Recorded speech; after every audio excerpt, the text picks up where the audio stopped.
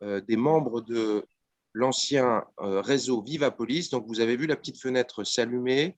On enregistre la session pour pouvoir la rendre disponible en replay pour les personnes qui ne pouvaient pas se connecter aujourd'hui. Si ça pose problème à quelqu'un, merci de nous le signaler. Donc, on est sur une réunion large, à la fois pour les membres de France Ville Durable, les partenaires, les membres de l'ancien réseau. Nous avons le plaisir ce matin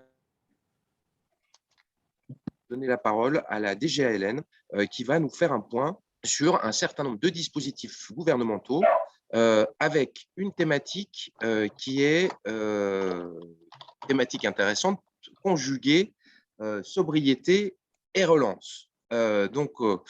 Plusieurs interventions ce matin, mais je propose tout de suite de donner la parole à Bruno Bessis qui va nous faire le petit planning de la session qui va durer à peu près 1 heure et demie. Merci Sébastien, bonjour à toutes et à tous.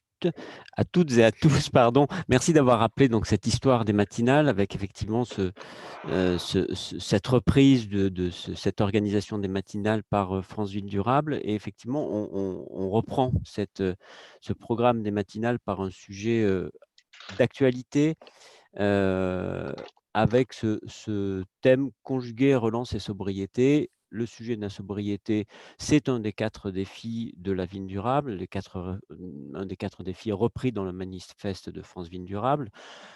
Défi repris également dans la feuille de route de la ministre Habiter la France de demain. Donc on a ce sujet de sobriété et on a ce sujet de la relance. Tout le monde connaît le plan de relance, tout le monde a entendu parler du plan de relance. Donc comment aujourd'hui on gère sur le terrain, comment les collectivités, comment les acteurs de l'aménagement gèrent cette relance avec le sujet de la sobriété et on va voir qu'il n'y a pas de paradoxe, il n'y a pas de contradiction entre la relance et la sobriété. En tout cas, on est là pour en discuter ce matin avec plusieurs interventions. Donc c'est Jean-Baptiste Butlen, sous-directeur de l'aménagement durable, qui commencera et qui présentera les politiques gouvernementales. D'ailleurs, je ne sais pas si je me suis présenté, donc Bruno Bessis, je suis conseiller ville durable et international auprès de Jean-Baptiste Butlen, sous-direction aménagement durable. Et ensuite, on verra comment ça se met en œuvre sur le terrain avec une intervention d'un établissement public d'aménagement, avec l'intervention d'un établissement public foncier. On aura également l'ANCT qui interviendra, puisque l'ANCT accompagne les collectivités sur le terrain. Et puis, on aurait dû avoir l'intervention de Franck Boutet, qui aurait dû, alors voilà, il ne sera pas là, il m'a envoyé un message hier soir me disant qu'il était malade. Il aurait dû nous montrer comment lui, dans sa pratique, et sa pratique là aussi sur un terrain, mais comment il accompagne les collectivités aux différentes échelles pour justement concilier relance et sobriété. Mais ce n'est pas la peine de vous mettre l'eau à la bouche puisqu'il n'est pas là, mais c'est partie remise, on aura Franck une autre fois. On commence peut-être tout de suite, Jean-Baptiste, je te laisse lancer les discussions et les débats. On est sur des temps de présentation à peu près de 8 minutes, suivi d'un temps de questions-réponses. Et puis, si on a du temps à la fin de la session, on reprendra des questions et des réponses. Jean-Baptiste, je te laisse la parole. Bien. Bonjour Bruno, bonjour à tous. Tout d'abord, très heureux de participer à cette matinale de France Ville Durable. Comme cela a été rappelé par Bruno et par Sébastien, on renoue avec l'histoire en la matière. Et c'est, je pense, un défi et un challenge que relève l'association France Ville Durable que nous ne pouvons que soutenir. Et le thème d'aujourd'hui, conjuguer sobriété et relance, est clairement au cœur du débat à la fois politique, mais également public de ces derniers mois. Donc, je pense que ça explique l'importante participation ce matin à notre séminaire, notre conférence. Alors, pour planter un peu le décor, on a effectivement 2 enjeux fortement débattus. D'un côté, la sobriété, avec un manifeste France Ville Durable qui nous rappelle qu'une ville sobre est une ville qui se développe de manière compatible avec les limites physiques de la planète, ce qui renvoie à des enjeux de réduction des émissions carbonées, de réduction des déchets à la source, de sobriété énergétique, de frugalité dans la consommation des ressources naturelles. Et finalement, toutes les thèses des défenseurs d'un urbanisme qui soit plus durable, d'un urbanisme qui soit plus circulaire, et dont les détracteurs des mêmes estiment qu'ils sont nécessairement décroissants. C'est précisément, je pense, ce procès que nous souhaitons dénoncer en indiquant que, bien évidemment, les mêmes ont bien en tête que le pays doit en même temps soutenir un effort de relance avec une crise sanitaire et la préfiguration d'une crise économique que l'on doit évidemment anticiper. Je pense que l'ensemble des parties prenantes autour de la table ont en tête qu'il faut continuer à produire du logement, mais également des surfaces économiques, en particulier dans les territoires où l'offre fait défaut, alors qu'on a effectivement une crise du logement à affronter et que les territoires attendent assez légitimement une revitalisation, une réindustrialisation, voire une nouvelle souveraineté après les épisodes de crise sanitaire qu'on a pu connaître. Alors, l'objectif de notre matinale est précisément de poser le débat et de voir comment est-ce qu'on peut dépasser la controverse, et rapprocher ces oxymores et puis finalement euh, trouver des solutions à ces injonctions contradictoires qui sont à concilier dans l'exercice de nos métiers d'urbanisme et d'aménagement. Et précisément, le défi qu'on doit relever, c'est celui d'inventer de nouvelles formes d'aménagement durable qui concilient ces enjeux de politique publique à toutes les échelles, du bâtiment jusqu'au grand territoire. Et c'est un des axes de la réforme et de la démarche Habiter la France de demain, portée par la ministre Emmanuelle Wargon, qui a été rappelée en introduction et qui a conduit effectivement à une intense réflexion de février à octobre 2021 avec une phase d'idéation avec des parties prenantes et une phase de concertation citoyenne, une phase ensuite de démonstration pour montrer que finalement les solutions existent sur les territoires et puis on arrive aujourd'hui à une phase de généralisation pour diffuser les différents modèles d'aménagement durable qui semblent fonctionner et qui répondent à cette injonction de sobriété et de relance. Alors, la réponse, évidemment pas univoque, une territorialisation de ces réponses s'impose avec une différenciation en fonction du contexte local.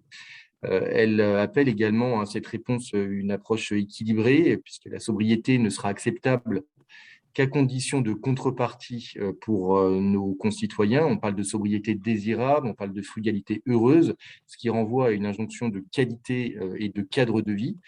Et puis, elle envoie aussi et elle appelle un effort de démonstration, d'expérimentation et d'innovation pour précisément trouver de nouvelles solutions.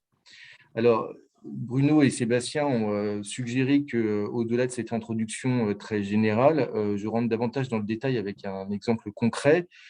J'aurais pu prendre des sujets de sobriété énergétique avec à la fois le DPE, la RE 2020, etc. On a estimé que la concrétisation la plus significative de cette injonction de sobriété et de relance était celle de la relance de la construction dans une politique de zéro artificialisation nette.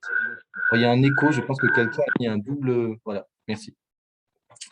Et sans vous refaire l'ensemble de la présentation de la réforme du zéro artificialisation nette, je me propose de rappeler l'économie générale de ce chantier qui sera ensuite illustrée par les présentations des intervenants suivants et en particulier avec à la fois la présentation de la trajectoire de réduction de l'artificialisation des sols et de sa déclinaison dans les territoires et de l'effort de relance durable à travers des mécanismes développés tels que celui du fonds friche. Je crois que je peux partager mon écran, c'est bien ça, Bruno? Oui, c'est ça, Jean-Baptiste. Oui. Alors, il faut que je retrouve…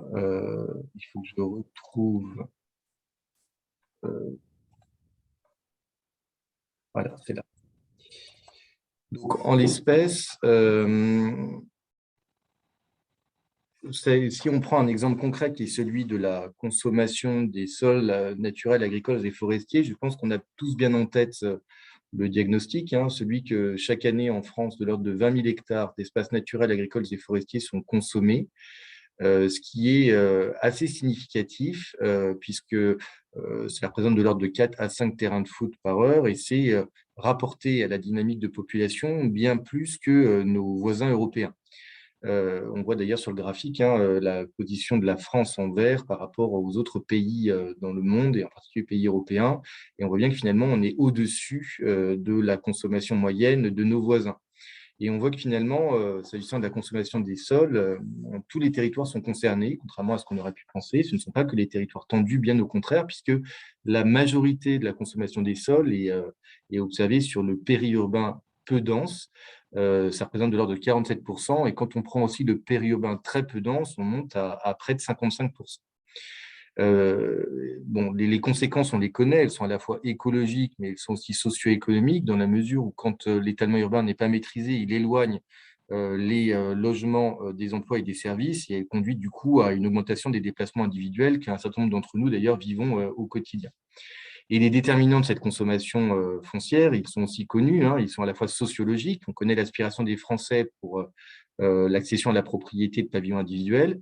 Ils sont aussi économiques, puisque c'est plus coûteux de reconstruire la ville sur la ville que d'étaler. Et puis, ils sont aussi territoriaux, puisque derrière, il y a une conception des élus locaux et des élus en général du développement territorial qui se concrétise le plus souvent par la construction avec l'urbanisation, la consommation de nouveaux fonciers naturels, agricoles et forestiers. Donc, on voit bien que l'atteinte du zéro artificialisation nette qui est posée par la loi climat résilience est un réel enjeu de société.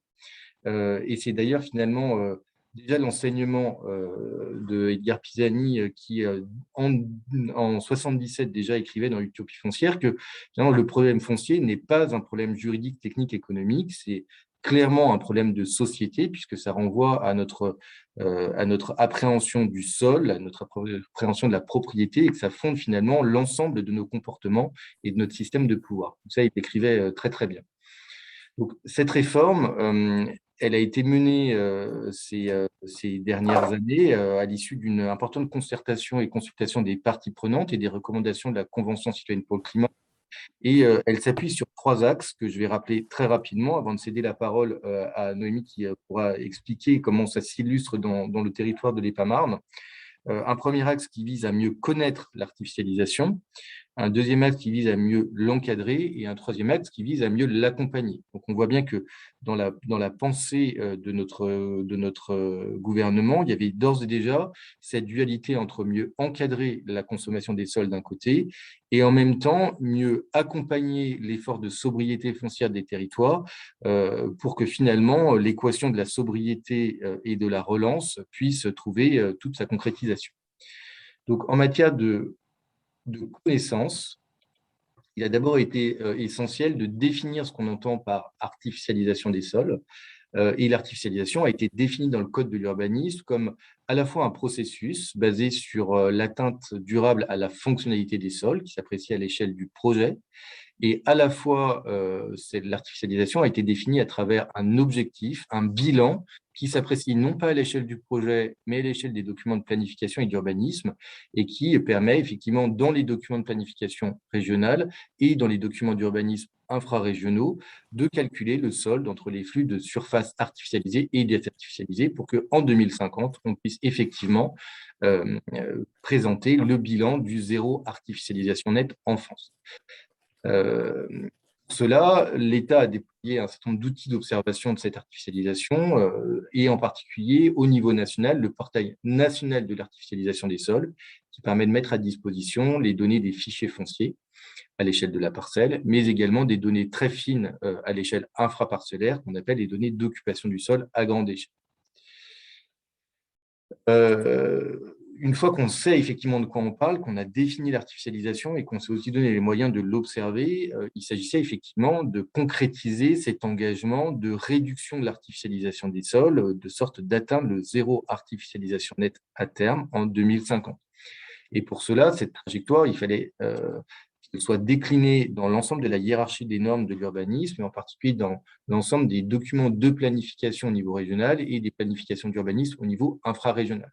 Sans rentrer dans le détail, il est prévu dans la loi que les documents de planification régionale, donc les SRADEC, le SDRIF en Île-de-France, les SAR en Outre-mer, le PADUC en Corse, intègrent cette trajectoire de zéro artificialisation nette et surtout la territorialisent. Donc là, on en vient encore une fois sur comment est-ce qu'on peut conjuguer sobriété et relance.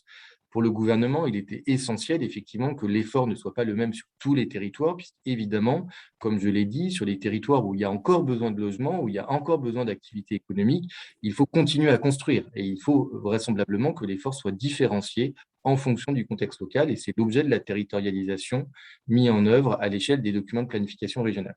Ensuite, une fois que les SRADET, SDRIF, SAR, PADUC auront évolué dans un délai d'à peu près 2 ans, cette trajectoire aura vocation à être territorialisée à l'échelle des SCOT, puis des PLU, PLUI et cartes communales, pour que finalement, les ouvertures à l'urbanisation de demain soient compatibles avec ces trajectoires de sobriété foncière.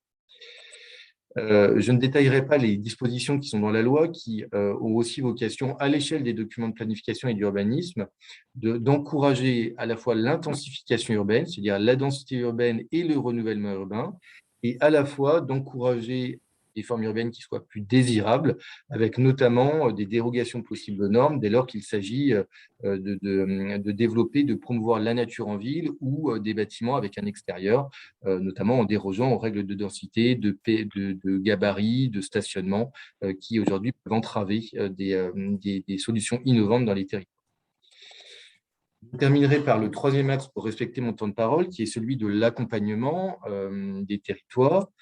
Comme je l'ai dit dans mon introduction, qu'il s'agisse de sobriété énergétique, de sobriété dans la consommation des ressources, de sobriété par rapport à la préservation de la biodiversité, on voit bien que les solutions sont parfois plus coûteuses et plus complexes que la facilité consistant à produire la ville comme on a l'habitude de le faire, et en particulier s'agissant de la consommation des sols en étalement.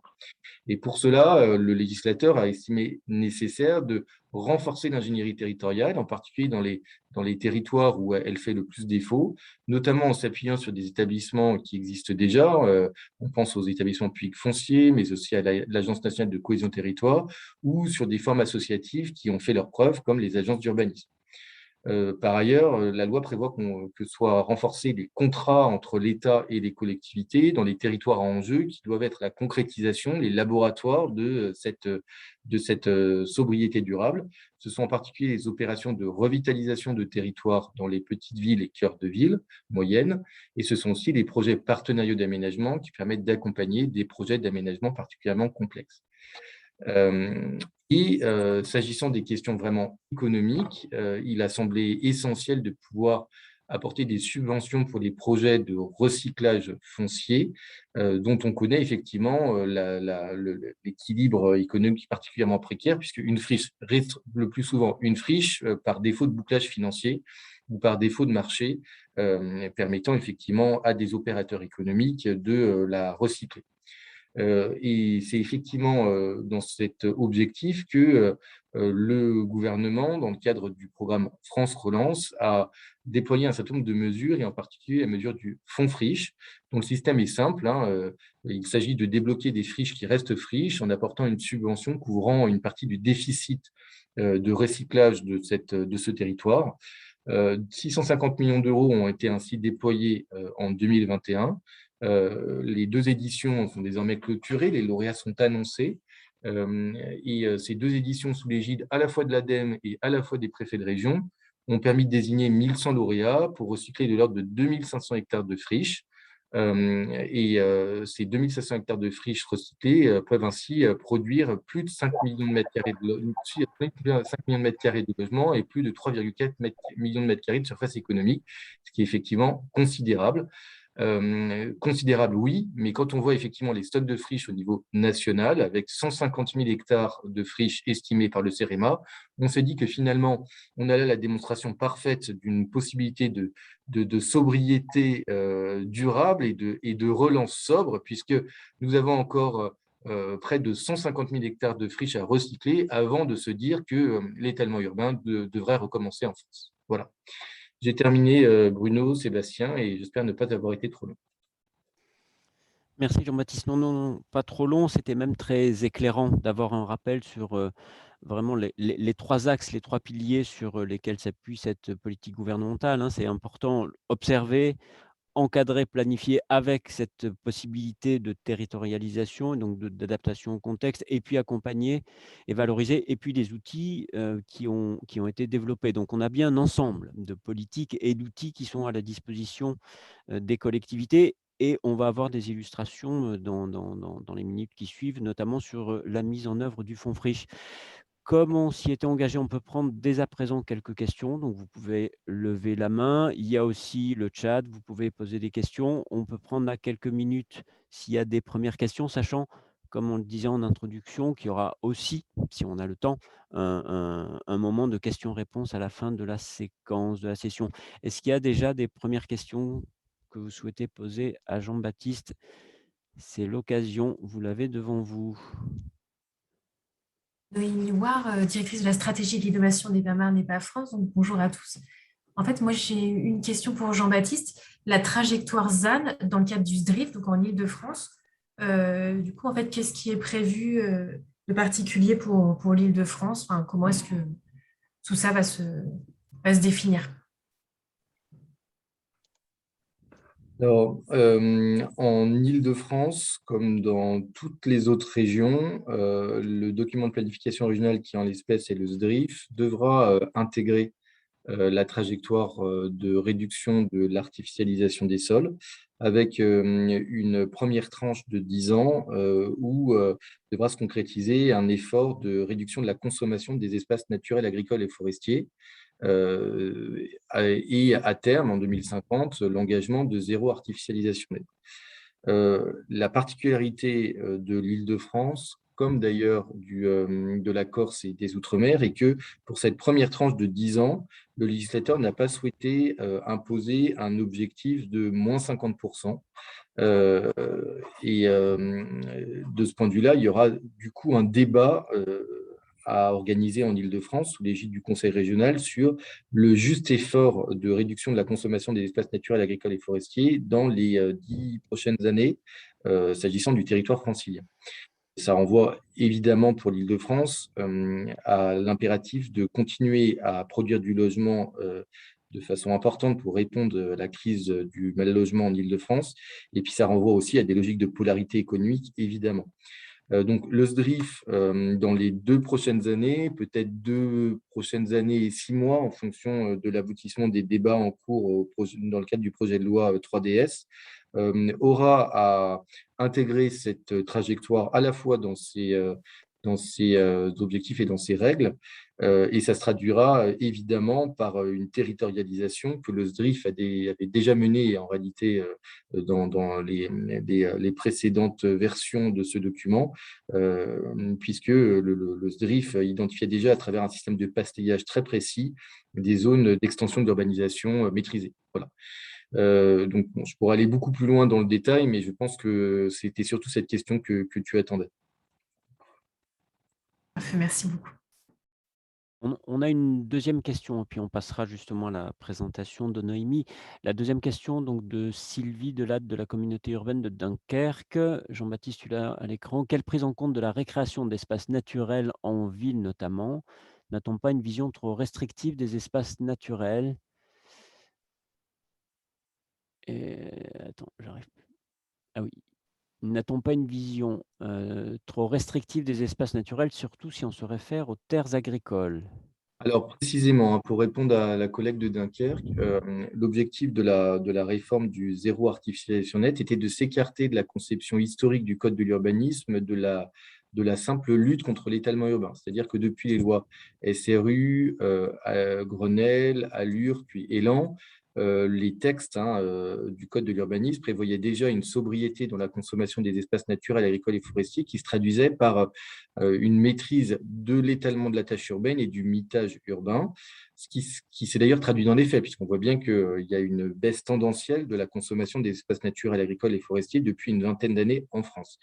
La réforme du zéro artificialisation nette, elle va beaucoup plus loin. C'est-à-dire que contrairement à ce qui était l'acception passée, elle prend aussi en considération la préservation des sols au sein de la tâche urbaine, en considérant que un parc urbain, en particulier, doit être considéré comme non artificialisé et doit du coup peser favorablement dans le bilan du zéro artificialisation nette. En d'autres termes, recréer de l'espace de nature en ville sera considéré comme un quota positif, si je puis dire, dans l'équilibre et la balance du zéro artificialisation.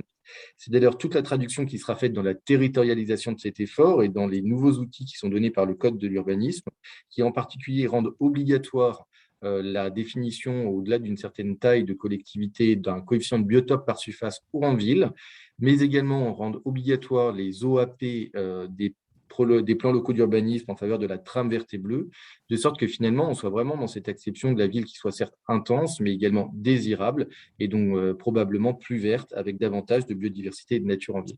Donc je pense qu'on y répond complètement dans le cadre de cette réforme. Merci pour la réponse, Jean-Baptiste. On prend une autre question. Cécile Antoine, Céline, pardon, Antoine. Peut-être vous pouvez vous présenter, Céline, vous êtes de quelle structure?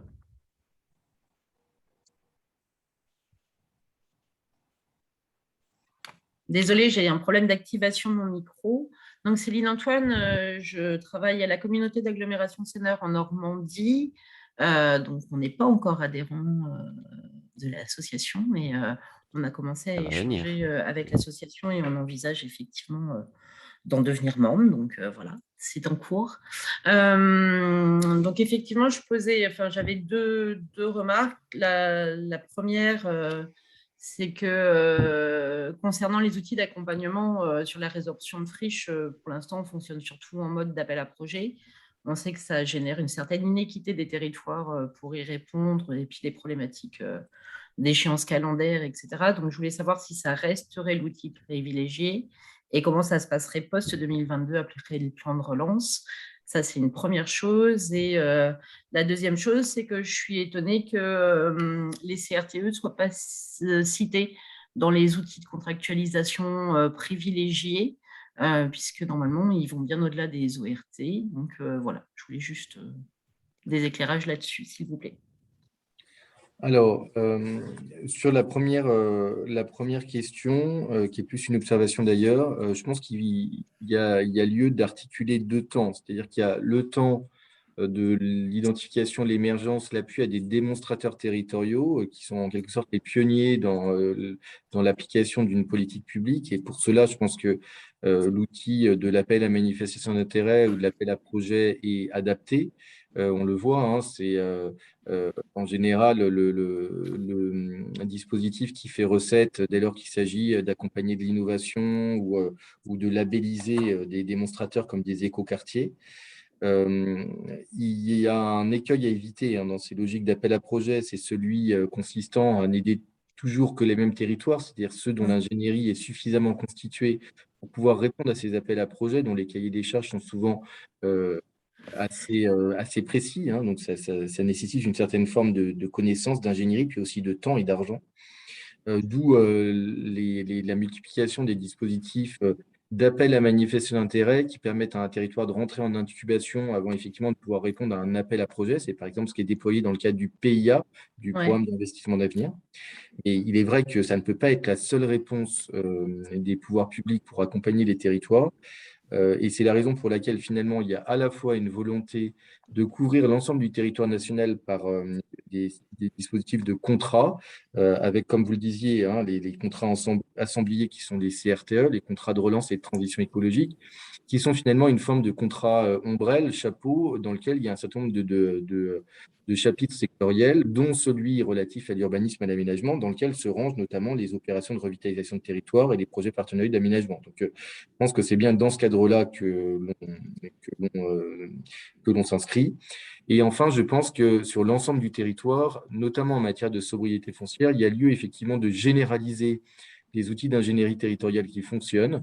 Et en l'espèce, moi, il me semble que les établissements publics fonciers qui aujourd'hui couvrent 80% du territoire gagneraient à demain couvrir 100% du territoire national, dans la mesure où ils constituent les bras armés des collectivités pour élaborer leur stratégie foncière tout d'abord, mais également pouvoir acquérir du foncier pour leur compte, le dépolluer, le remettre en état, le porter sur le moyen terme avant une revente à la collectivité dans le cadre d'un projet d'aménagement qu'elle aura elle-même conçu. Donc, c'est vraiment l'outil foncier de la collectivité. Et on voit bien que là où il n'y a pas d'établissement public foncier, c'est beaucoup plus compliqué pour les collectivités de mener cette compétence et ces prérogatives de puissance publique qui leur sont dévolues. Donc voilà, on voit bien que finalement les EPF s'étendent d'année en année, que ce soit des EPF d'État ou des EPF de collectivités locales, et on ne peut que s'en féliciter. Nous, on a un EPF très actif et je vous confirme que s'il n'était pas présent, il n'y aurait pas eu de programme de résorption de friches dans notre collectivité possible. On aura une intervention d'un EPF qui viendra illustrer les propos. Merci Jean-Baptiste pour ces réponses. Il y a une dernière question sur le fonds friche, mais on va reparler du fonds friche. Donc, on reviendra sur cette question sur la pérennisation ou pas du fonds friche, en tout cas post-2022. Peut-être on enchaîne avec Noémie Ouar. Donc, on va rentrer dans la mise en œuvre, l'aménagement, comment tout ça se conjugue en termes d'aménagement. Noémie, vous êtes directrice de la stratégie de l'innovation à l'EPA-Marne. Et vous allez nous montrer comment sur ce, donc on est en Île-de-France, hein, comment sur ce vaste territoire, vous arrivez à conjuguer ce sujet, comment vous le mettez en œuvre auprès des collectivités et comment vous accompagnez les collectivités. Absolument. Donc, bonjour à tous. Merci beaucoup de nous avoir fait participer aujourd'hui. Je ne sais pas si je partage mon support, là, vous le voyez? Oui, c'est bon? Très bien. Oui, oui, tout à fait. Très bien. Donc, voilà, du coup, je vais illustrer de façon concrète tout ce que nous a présenté Jean-Baptiste. Donc, moi, je suis directrice de la stratégie de l'innovation d'EPA-Marne et EPA-France. Et donc, la question qui m'est posée, c'est comment mettre en œuvre le ZAN et continuer le développement du territoire. Donc, c'est une question qui est posée à tout aménageur aujourd'hui, évidemment. Peut-être quelques éléments de présentation d'EPA-Marne et EPA-France, très rapidement.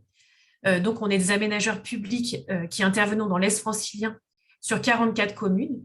Donc, en fait, on a été créé pour EPA-Marne dans les années 70 pour développer la ville nouvelle de Marne-la-Vallée. Et dans les années 80, EPA-France a été créé pour réaliser le parc Disney. Donc, en fait, l'idée dans les années 70-80, c'était de rééquilibrer l'Est et l'Ouest francilien en investissant massivement dans des infrastructures telles que l'autoroute A4 ou le RER A. Et donc, en fait, aujourd'hui, nous, on intervient, on aménage sur du foncier dit maîtrisé, c'est-à-dire là où il y a déjà des équipements, là où il y a déjà des infrastructures qui sont développées. Et donc, on développe des logements, des activités économiques, des équipements sur du foncier maîtrisé dans une logique bien différente de celle d'étalement urbain et de mitage. Et donc, le potentiel de développement d'ici à 2025, il est important puisqu'on parle de 20 000 logements neufs, d'1,5 million de mètres carrés d'activité économique et de 5 milliards d'euros d'investissements publics et privés. Alors, en fait, nous, les finalités du ZAN, en fait, on les poursuit très concrètement et donc, c'est ce que montre notre projet stratégique et opérationnel à 5 ans qu'on a voté en décembre 2019. Il s'articule autour de 6 défis, donc le climat, la santé, la mobilité, la nature, la cohésion sociale et territoriale et l'innovation. Donc, c'est bien des défis qui recoupent les finalités du ZAN. Et les réalisations, les traductions opérationnelles de ce projet stratégique rendent compte aussi le fait qu'on poursuit au quotidien les finalités du ZAN. Alors, je vais prendre un exemple de projet d'aménagement opérationnel pour vous expliquer ça. Donc, rapidement, l'écoquartier de Montévrain et son cœur agro-urbain. Il a été lancé en 2011. On y travaille avec la maîtrise d'œuvre urbaine MADEC. Donc, l'écoquartier, c'est 150 hectares et il est organisé autour d'un cœur agro-urbain de 20 hectares. C'est de l'agriculture urbaine conduite en maraîchage biologique avec l'idée d'installer un hangar agricole et un point de vente. Donc, l'essence même du projet, en fait, c'est de considérer les sols comme un formidable régulateur du climat, du cycle de l'eau. On cherche à valoriser la valeur du sol agronomique, climatique, hydraulique et même social. Donc, le projet agricole, en fait, c'est le maillon essentiel du projet, puisque l'idée, c'est de produire une alimentation saine en circuit court, de permettre aux habitants l'accès à la promenade, à la nature. Et donc, les objectifs qu'on poursuit croisent les finalités du ZAN, puisqu'il y a tout un travail sur la sobriété foncière. on a cherché à développer les îlots résidentiels les programmes résidentiels sur des îlots plus petits pour dégager du foncier et aussi des marges financières à l'équilibre nécessaire à l'équilibre du cœur agro-urbain. Par ailleurs, on travaille sur une gestion hydraulique vertueuse pour permettre de recharger la nappe et d'irriguer les parcelles mises en culture.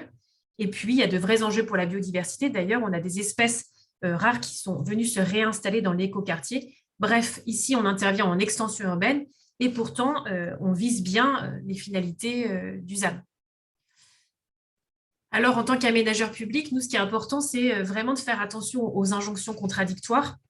Et Jean-Baptiste, tout à l'heure, a déjà apporté un certain nombre de réponses. Et donc, attention à ne pas pénaliser un parc urbain ou la reconversion d'une friche parce que, du point de vue d'une vue aérienne, dans une logique strictement surfacique, on verrait qu'il y a consommation d'espaces naturels, agricoles et forestiers. Il faut regarder vraiment dans le détail, à l'échelle du projet d'aménagement, ce que ça dit en fait au regard de l'amélioration ou pas des fonctionnalités écologiques des sols. Attention aux pièges des injonctions contradictoires qui pourraient en fait empêcher les aménageurs d'équilibrer leurs opérations en recyclage ou en intensification urbaine. L'exemple qu'on prend souvent, c'est celui de Marne Europe, un projet qu'on développe à Villiers-sur-Marne en recyclage.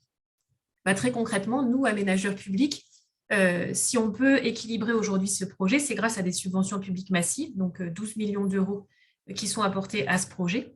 Et puis, c'est grâce aussi aux marges dégagées par les opérations qu'on développe en extension urbaine à l'est de notre périmètre d'intervention. Donc, autrement dit, aujourd'hui, un aménageur public comme nous peut faire du recyclage ou de l'intensification urbaine dans la tâche urbaine de la métropole du Grand Paris, à condition d'avoir accès à ces subventions publiques massives, à condition de pouvoir dégager des marges dans les opérations en extension urbaine. Voilà, puis parmi les injonctions contradictoires, il y a celui des besoins en logement et en activité économique en Île-de-France. Là aussi, Jean-Baptiste en a parlé. La question qui est, pour nous, c'est de nous dire si jamais, à un moment donné, on ne pouvait pas loger les 50 000 habitants qui sont prévus d'être logés sur le territoire d'EPA France, à Val d'Europe agglomération, là où on est sur du foncier maîtrisé, avec l'accès aux infrastructures, aux services, eh bien, où seraient logés ces habitants, probablement plus loin, plus à l'est en Seine-et-Marne, dans une logique de mitage et d'étalement urbain, donc contraire aux finalités du ZAN. Donc, pour éviter ce piège des injonctions contradictoires, pour nous, c'est important d'apprécier cet objectif ZAN à différentes échelles. C'est ce que prévoit la loi climat et résilience, c'est très bien. Au regard aussi de ses finalités, la sobriété foncière, la gestion de l'eau, la biodiversité, la qualité de vie des habitants qu'on propose. Et puis, c'est important de se doter d'indicateurs et d'outils de mesure. Et donc, c'est ce à quoi nous travaillons à EPAMAR. Donc, Bruno m'a dit que c'était intéressant pour vous que je développe un peu ça, donc rapidement, et on pourra y revenir dans les questions. Donc, nous, on s'est doté d'indicateurs de suivi de notre projet stratégique et opérationnel à 5 ans. Donc, ce projet stratégique, il a 6 défis. Il a des indicateurs de suivi avec des cibles, des trajectoires à suivre. Et donc, si on considère les fonctionnalités écologiques des sols, en fait, on regarde chaque année ce que produisent nos aménagements de favorables à la biodiversité. On s'appuie sur la méthode du coefficient de biotope. On regarde aussi la part de réemploi des terres et la valorisation des déchets de chantier. Donc, si vous voulez, on pourra y revenir. Et puis, on réfléchit aujourd'hui à un indicateur du ZAN, un indicateur de sobriété foncière. Il est en cours d'élaboration et c'est un travail qui nous prend beaucoup de temps. Donc, on a voulu réfléchir en fait à 2 échelles, donc en cohérence d'ailleurs avec la loi climat et résilience, donc à une échelle à grande maille, à l'échelle de notre périmètre d'intervention dans une logique strictement surfacique. Donc ça, c'est ce qui nous occupe aujourd'hui. Et puis, dans un deuxième temps, on réfléchira à une échelle à maille plus fine en nous intéressant aux finalités du ZAN, aux fonctionnalités écologiques des sols, en regardant vraiment dans le détail ce que produisent nos projets d'aménagement à terme. Donc, l'étape numéro 1, on y est aujourd'hui. Donc, je vais vous dire où est-ce qu'on en est. Donc, on regarde l'ensemble de nos projets d'aménagement à l'échelle de notre périmètre d'intervention et on essaie de qualifier le mode de développement urbain. Est-ce qu'on est en extension urbaine? Est-ce qu'on est en recyclage? Est-ce qu'on est en densification? Et puis, on met en regard de ces développements des indicateurs de densité, des indicateurs aussi de nature augmentée, on appelle ça. Donc, en gros, l'idée, c'est de corréler la consommation des sols, la consommation foncière, au regard de la production de logements, d'activités économiques, et au regard aussi du développement d'espaces verts qui nous permettent d'améliorer les fonctionnalités écologiques des sols.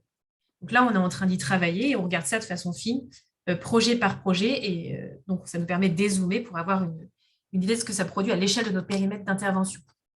Voilà, et donc dans une étape numéro 2, on regardera vraiment à beaucoup plus fine, comme je l'ai fait tout à l'heure pour l'écoquartier de Montévrain, au regard des finalités du ZAN, eh bien, qu'est-ce que produisent nos projets? Voilà, je ne serai pas plus longue et je vous remercie. Merci Noémie pour cette présentation de l'écoquartier de Montévrain qu'on connaît bien ici. Et puis, je confirme que c'était effectivement extrêmement intéressant que vous nous parliez de ces indicateurs. Je trouve que ça illustre vraiment la façon dont vous pouvez appréhender le sujet, comment vous pouvez le mettre en œuvre. J'imagine qu'il va y avoir des questions à ce sujet.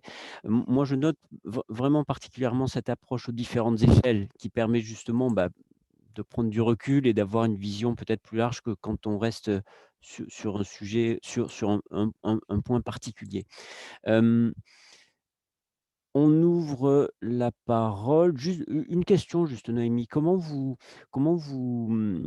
ressentez, quel est le ressenti des collectivités aujourd'hui, des élus? Est-ce que vous sentez qu'il y a une compréhension des choses? Est-ce que vous sentez qu'ils s'approprient ce sujet? Est-ce que vous avez senti une évolution dans vos relations avec les collectivités? Alors, comment dire? Alors, dans nos relations avec les collectivités locales, alors avant d'ailleurs les débats sur le ZAN, nous, ce qu'on ressent, c'est la crainte de la densité, le rejet de toute forme de densité. Et donc, voilà, aujourd'hui, typiquement, on a une opération qui est intéressante puisqu'on est amené à travailler sur le lycée de Logne et donc à travailler en requalification urbaine, en refaisant la ville sur la ville au niveau du lycée de Logne. Et on voulait en faire notre opération pilote du ZAN en 2021. Et donc, il y a eu tout un travail qui a été fait avec les collectivités locales, avec les habitants aussi, pour déjà parler de façon moins technocratique du ZAN, pour leur faire comprendre en fait ce qu'on recherchait en fait au travers du ZAN, donc tout ce qu'on a expliqué sur les finalités du ZAN, la qualité de vie des habitants, la biodiversité, etc. Donc il y a tout un travail en tout cas de pédagogie à faire, mais aujourd'hui on remarque que les collectivités locales sont toujours très réticentes à toute forme de densité. Je pense que dans l'Assemblée, il doit y avoir d'autres personnes qui doivent pouvoir témoigner de ce mouvement-là. Quelles sont les réactions des uns et des autres, des collectivités notamment? Est-ce que vous avez des réactions sur ce que vient de dire Noémie?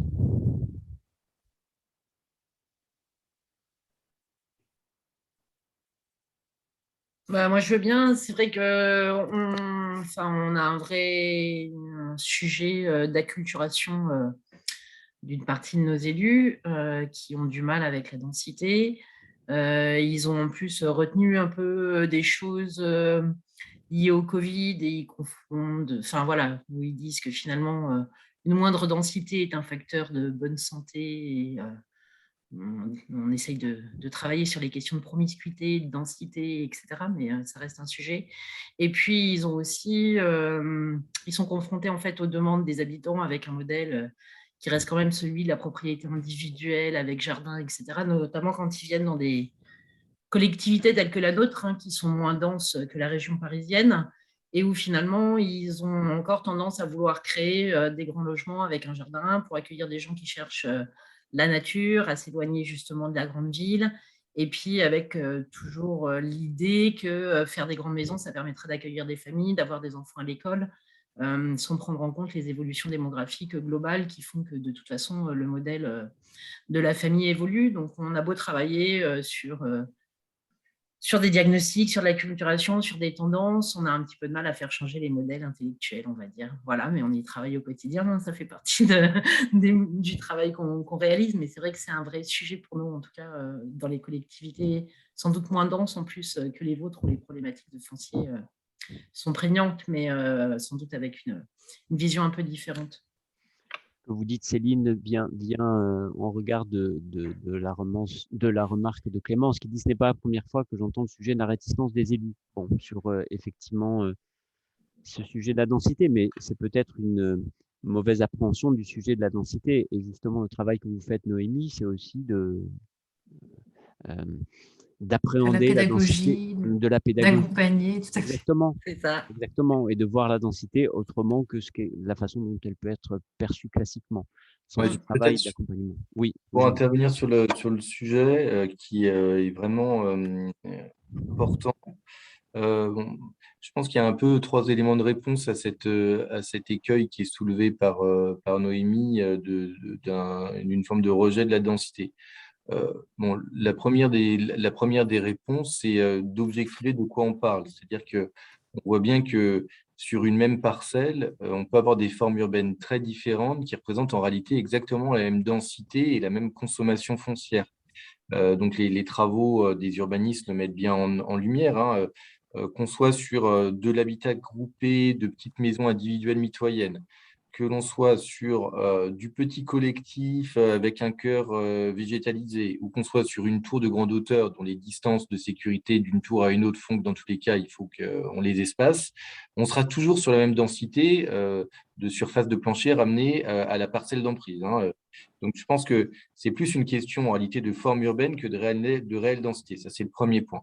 Le deuxième point, c'est que souvent, on parle de densité sans parler de mixité ou d'accessibilité. Or, en fait, quand on voit les sondages de nos concitoyens, ils nous disent que oui, ils veulent avoir un confort de vie qui se traduit par le rêve d'une maison individuelle avec jardin, mais ils disent aussi qu'ils sont en attente d'une proximité des services publics, des commerces, en attente d'une certaine forme de mixité fonctionnelle, finalement, pour ne pas être dans un quartier monofonctionnel. Et ça, c'est ressorti très fortement des différents sondages, Contar, Ipsos, etc. Donc, on voit bien que finalement, la densité, l'intensité urbaine, lorsqu'elle est le corollaire de l'accessibilité des services et de l'emploi, peut tout de suite devenir beaucoup plus acceptable. Et enfin, je pense que le vrai débat, qui a d'ailleurs été pointé par Emmanuel Vargon dans ses propos le 14 octobre dernier, c'est celui de la qualité. C'est-à-dire que la sobriété et l'intensité et la densité urbaine ne seront acceptables qu'à partir du moment où elles ont comme corollaire la qualité du cadre de vie et la qualité du logement qu'on propose à nos concitoyens. Et je pense que c'est le sens de l'appel à manifestation d'intérêt lancé par le ministère de la Culture et le ministère du Logement qui, sur la base des critères de qualité proposés par François Leclerc et Laurent Girometti, vise à précisément faire émerger de nouvelles formes d'habitat qui soient à la fois sobres et à la fois de grande qualité dans la cellule logement qu'ils proposent, mais également dans le quartier dans lequel ils s'insèrent. Merci Jean-Baptiste pour ces précisions, c'est effectivement très clair et ça rejoint également la demande qui avait été faite par Emmanuelle Vargon au printemps quand elle nous avait demandé avec France Ville Durable d'identifier les démonstrateurs où les démonstrateurs, elle souhaitait qu'ils soient aux différentes échelles, que ce soit logement, bâtiment et îlot ou quartier. Donc effectivement, cette notion de qualité, de cadre de vie, de qualité de vie, elle s'appréhende à ces différentes échelles. Il y a une remarque de Loïc Guilbeault du CEREMA. Dans l'Ouest, les tensions sont multiples, augmentation de la pression de population et très forte activité économique. Beaucoup d'élus nous alertent sur l'impossibilité d'aller vers le ZAN. Loïc, tu veux préciser? C'est une remarque plus qu'une question. Non, moi, c'est un constat. Bonjour à tous, c'est un constat que je fais aujourd'hui. Je le faisais encore hier dans une zone plutôt rurale du Maine-et-Loire, pour lesquelles les élus nous alertaient. Ils ne voyaient pas comment ils allaient pouvoir mettre en œuvre le ZAN du fait de la pression économique.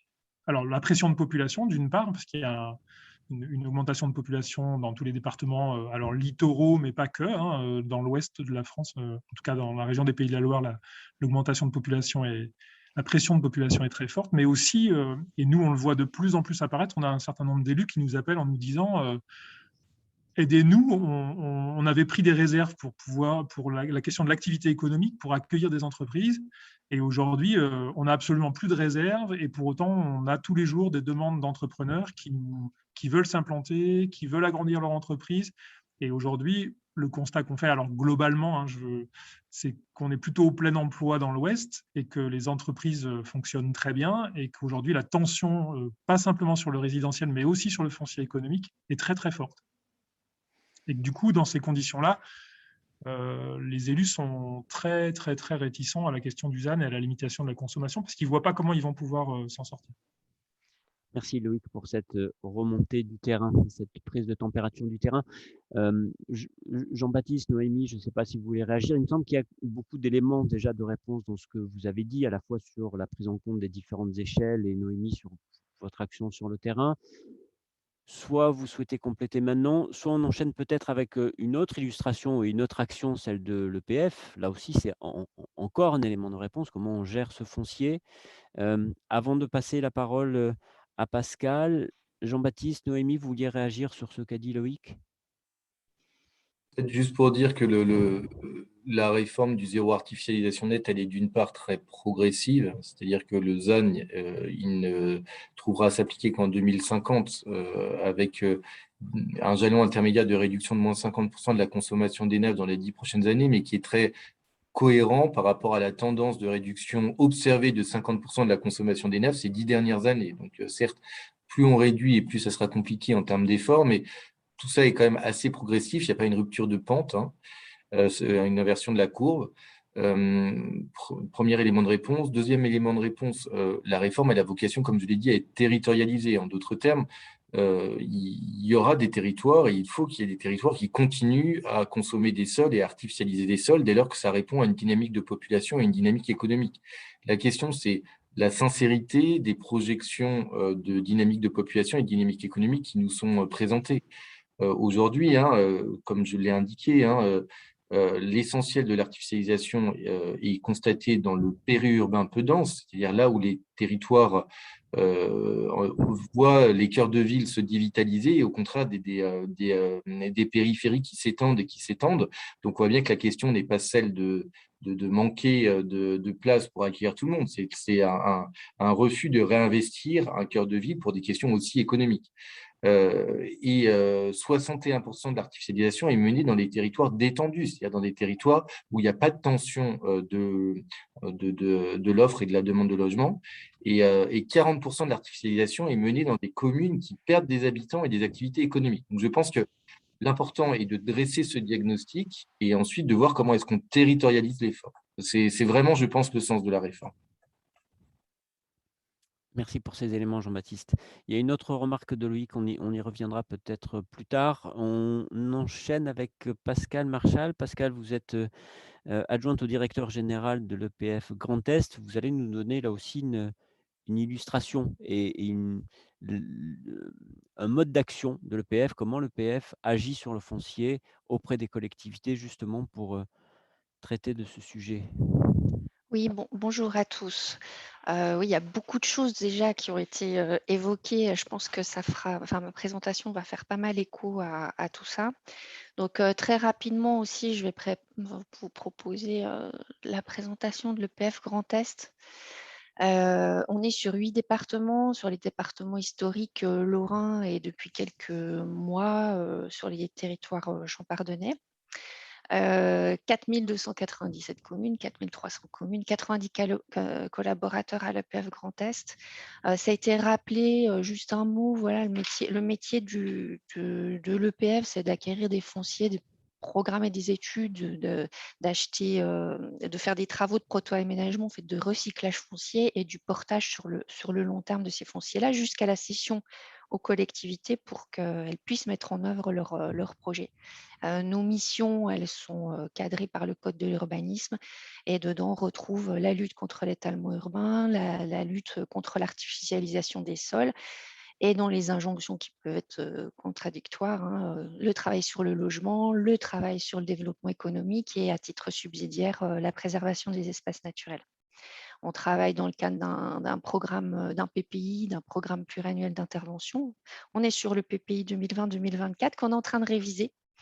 Déjà parce qu'il y a beaucoup de choses qui ont changé depuis 2020, dans les questions à se poser sur les territoires et aussi parce qu'on a doublé notre territoire d'intervention, c'est pas rien. Donc il faut qu'on se mette à la page dans nos modalités d'intervention. Quand on pose la question, j'entendais parler d'injonction contradictoire, relance et sobriété, ça peut paraître un peu comme ça, brutalement contradictoire. On a décidé, enfin la stratégie de l'EPF par rapport au fonds Friche notamment, ça a été de cumuler les leviers entre les modalités d'intervention de l'EPF sur les territoires et ce que proposait en soutien financier du fonds Friche. Donc là, je vous ai livré un extrait en fait sur le territoire de l'EPF Grand Est. Il y a 13 dossiers fonds Friche qui ont été lauréats. Donc l'effet des multiplicateurs qu'on a choisi, c'était, enfin nous, très stratégiquement, c'était de ne pas se mobiliser pour être directement lauréat du fonds Friche. D'autres EPF ont pu faire d'autres choix et on en parlait, ça c'est l'adaptation à son territoire qui veut ça. Donc l'idée, c'était vraiment de rester dans nos modalités d'intervention avec le soutien financier qu'on apporte déjà aux collectivités et de travailler avec elles au dépôt de dossiers sur les bilans déficitaires d'opération. Donc 13 dossiers fonds Friche avec des porteurs de projets qui sont diversifiés, essentiellement sur le soutien de projets en logement sur tout le territoire. Cumulé au fonds Friche, c'est 25 millions d'euros de soutien de l'EPF Grand Est à tous ces dossiers dans notre cadre d'intervention classique finalement. Donc ça, c'est pour la relance en matière de sobriété conjuguée à ce niveau-là. On est sur de la reconversion de friches très variée sur les 13 dossiers. Des friches urbaines classiques et en tout cas industrielles, minières, ça forcément c'est le territoire qui veut ça, mais aussi friches commerciales, friches militaires, friches hospitalières et ces 123 hectares qui sont concernés aujourd'hui par cet effet des multiplicateurs sur le territoire. Deux exemples. Vous allez, pour illustrer mon propos, le premier, c'est sur Amnéville-Rombat. On est sur 63 000 habitants environ. On est sur une friche industrielle, alors qui va faire rêver certains peut-être, mais de 550 hectares. C'est un ancien site sidérurgique qui est vraiment à la croisée de 3-4 communes en fait, qui sont complètement coupées par ces 550 hectares. C'est énorme, hein. C'est finalement c'était une ville industrielle au milieu de la ville. Aujourd'hui, il s'agit de faire l'agrafe urbaine entre des communes qui se tournaient le dos finalement, qui étaient vraiment coupées. 60 hectares de hauts fourneaux qui ont été traités par le liquidateur à l'époque. Je crois que c'était au début des années 2000. Enfin, quand même un dossier un peu gigantesque. Le projet, donc la sobriété, forcément, on y est parce qu'on est sur la réhabilitation pure de grosses friches sidérurgiques. Le projet de la collectivité intéressant aussi au niveau de la sobriété, parce qu'on est sur la création d'un pôle zéro déchet, pépinière d'entreprise, une maison du projet qui s'y prête quand même sur 550 hectares. La relance aussi, puisque c'est 24 hectares en développement économique, 1200 logements projetés. Et le soutien de l'EPF à tous les niveaux sur ce projet-là. Et notamment, alors en ce qui concerne précisément le fonds Friche, on est sur un bâtiment précis. C'est le bâtiment énergie qui est situé ici. Je ne sais pas si vous voyez ma souris. L'établissement, l'EPF a travaillé sur le clos couvert. Après, on charge 80% des coûts, conformément à ces modalités d'intervention. Et l'effet des multiplicateurs, c'était que le fonds Friche est venu abonder à 1,3 million sur la réhabilitation de ce bâtiment. Donc voilà, rapidement, parce que c'est quand même assez impressionnant. Je suis lorraine, mais je suis toujours impressionnée par les photos avant-après. Vous voyez les hauts fourneaux, vous voyez le site aujourd'hui. On est vraiment sur une transformation complètement des paysages et des fonctions. Un deuxième exemple, je vais vite. Vous me dites si je dépasse le temps imparti. Deuxième exemple d'effet démultiplicateur entre l'EPF et le fonds friche.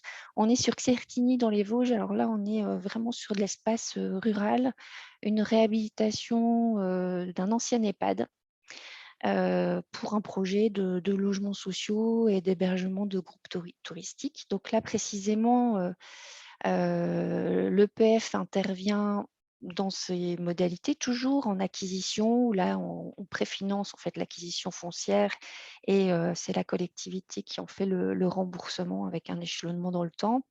Sur toutes les études, on prend en charge 80%, il reste 20% de prise en charge pour la collectivité. Il y a une aile, donc c'est ce bâtiment-ci, vous le voyez, nous réhabilité avec 3 ailes. Il y a une aile qui a été déconstruite où l'EPF a pris en charge 100% des frais de travaux. Et sur les clos couverts sur les 2 autres ailes, on est sur 80% de prise en charge de l'EPF. Ça fait un montant total de 2 millions d'euros pour l'EPF sur un total d'opérations de 3,5 millions. Et le fonds friche est venu abonder à 1,3 million sur le déficit d'opération. Donc, on est vraiment sur quelque chose, je dirais, une dynamique financière et technique vertueuse, puisque au final, à 200 000 euros, la collectivité peut déployer son projet et aussi mobiliser son financement, son budget communal sur d'autres opérations. Donc, c'est le parti qui a été pris. Je voudrais aussi attirer votre attention, puisque là, on est vraiment sur, c'est ce qui est intéressant aussi aujourd'hui, mais sur les réalisations opérationnelles. Mais pour faire de bonnes réalisations opérationnelles, je pense qu'il faut aussi que tous les acteurs du territoire soient vraiment très attentifs à l'observation du foncier, l'observation des friches. Et aujourd'hui, d'ailleurs, c'est pas fait exprès pour aujourd'hui, mais on est en train de sortir notre observatoire des friches avec une carto interactive en ligne que je vais vous montrer. Alors, si ça marche, sinon j'ai une slide statique, hein, parce que d'habitude, ça ne marche jamais, ces trucs-là, mais voilà. Voilà, c'est bien. Donc, voilà, ça, c'est un travail de 4 ans. On est parti de zéro. Il a fallu refaire une base de données entière, des observations, un partenariat assez important. On a des soutiens financiers de la région, des départements. On a travaillé énormément, de manière très rapprochée avec les agences d'urbanisme. Je dois en oublier dans les financeurs. En tout cas, aux manettes, c'était l'EPF Grand Est qui avait l'ingénierie pour le faire et l'ampleur du territoire aussi pour agir. Je vais vous donner un exemple. On va repartir sur Metz, sur l'opération qu'on connaît là, que je vous ai montré sur Amnéville. La voici. Donc, vous voyez, toutes les petites tâches là, c'est tous les friches industrielles qui ont été, friches au sens large plutôt, qui ont été repérées. Et à chaque fois qu'on clique sur la fiche, on a la friche, pardon, on a une fiche d'identité qui permet d'avoir des grands éléments. C'est un outil qui est ouvert parce qu'il va être sur notre site internet, il va être abondé au niveau national. Tous les acteurs pourront y avoir accès. Donc, on voit un potentiel de mutabilité sur les 550 hectares. Là, on est quand même sur du long terme. Il ne faut pas se leurrer, hein, ça ne se fait pas en quelques années, ça se fait plus en dizaines d'années. Des éléments sur l'origine de la friche, le projet futur, où on en est ici, études et travaux, des éléments sur les enjeux urbains où on parle de la biodiversité, et puis quelques éléments sur la mutabilité du site, là c'est plutôt sur son devenir. Voilà pour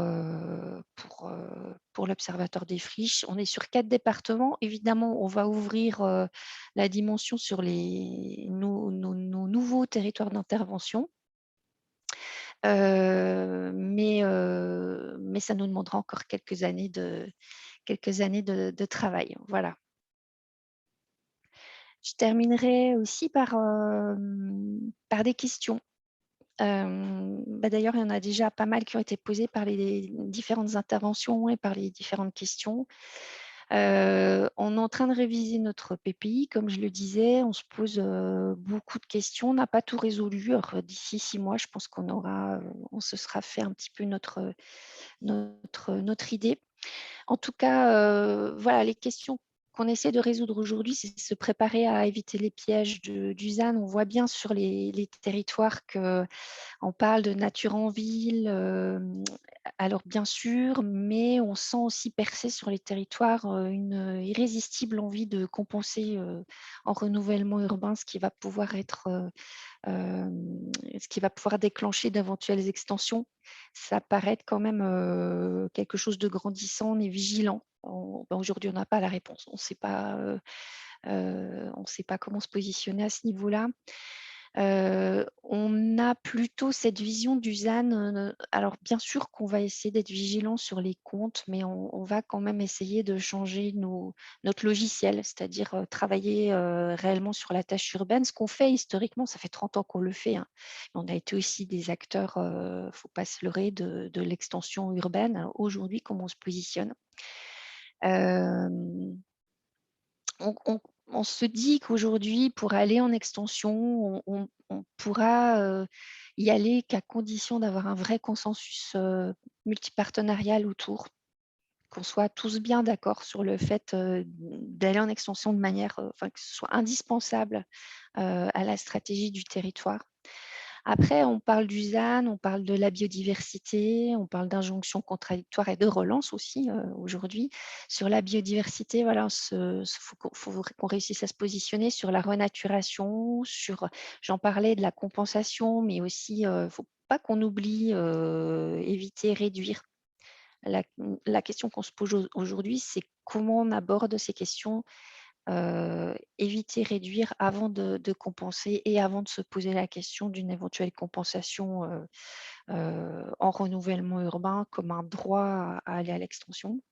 La concurrence des usages, on en a parlé rapidement, c'est pas nouveau finalement au renouvellement urbain, mais ça va devenir de plus en plus prégnant. Et quand même des perspectives intéressantes. Alors, ça n'a rien de révolutionnaire, mais on voit bien qu'en travaillant les partenariats, en démultipliant les partenariats, on est quand même plus fort sur les territoires. Et globalement, on a tous quand même un peu les mêmes objectifs, hein, c'est de loger les habitants, de faire du développement économique. Donc, il faut se parler, se comprendre, se mettre les idées au clair aussi par rapport à tout ça. Et puis, tu répartis aussi des nouveaux outils de portage qui ne sont pas inintéressants sur les foncières, les OFS, par exemple. Mais il y en a beaucoup d'autres, des outils. Voilà, j'en ai terminé.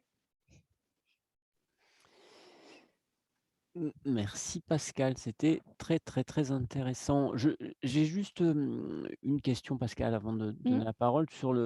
Dans se préparer à éviter les pièges éventuels du ZAN, je voudrais être sûr de bien comprendre le premier point, en fait, ne pas compenser en renouvellement urbain les éventuelles extensions. Oui, on voit sur le territoire quand même perler ce qu'on considère être comme un risque. En tout cas, c'est une vigilance qu'on a par rapport à la tendance. On parlait de nature en ville, de ce qu'on voit émerger, ce serait le risque sous le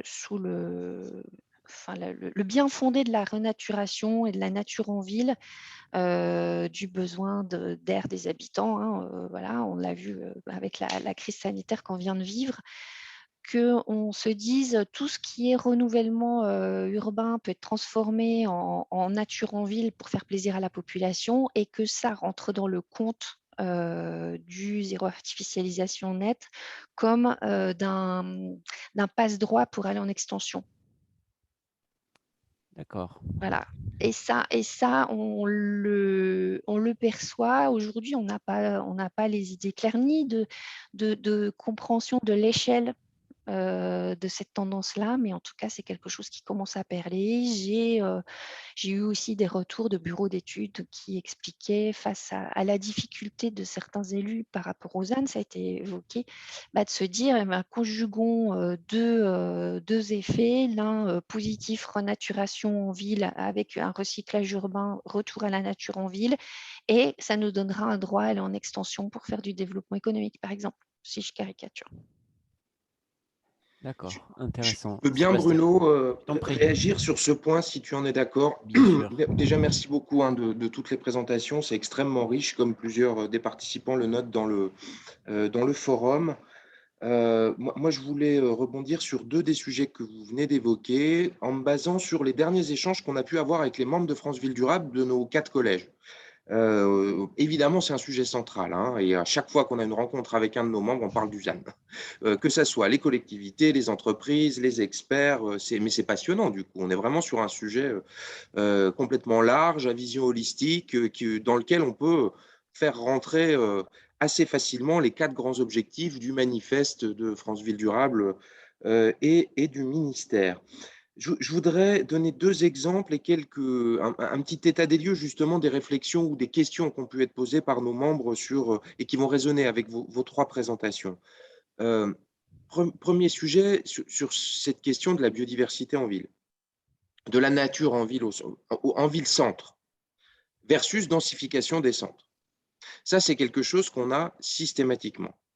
À la fois, cette tension entre la nécessité écologique de densifier les centres pour lutter contre l'étalement et cette nécessité écologique de remettre de la nature dans les centres pour lutter contre l'effet d'îlot de chaleur urbain, favoriser l'infiltration de l'eau, promouvoir la biodiversité, etc. Si je devais résumer, la question qu'on a, ce qu'on a parfois de maires ou de présidentes d'agglo, c'est mais ma dent creuse en plein centre, j'en fais un jardin de pluie ou j'en fais un logement? C'est quoi qui est le plus écologique? Et ça, c'est vrai qu'on manque un peu aujourd'hui d'outils, d'arguments, et ça plaiderait pour quelque chose qui est certainement impossible ou très difficile à mettre en œuvre, qui est une logique de cas par cas et de dentelle.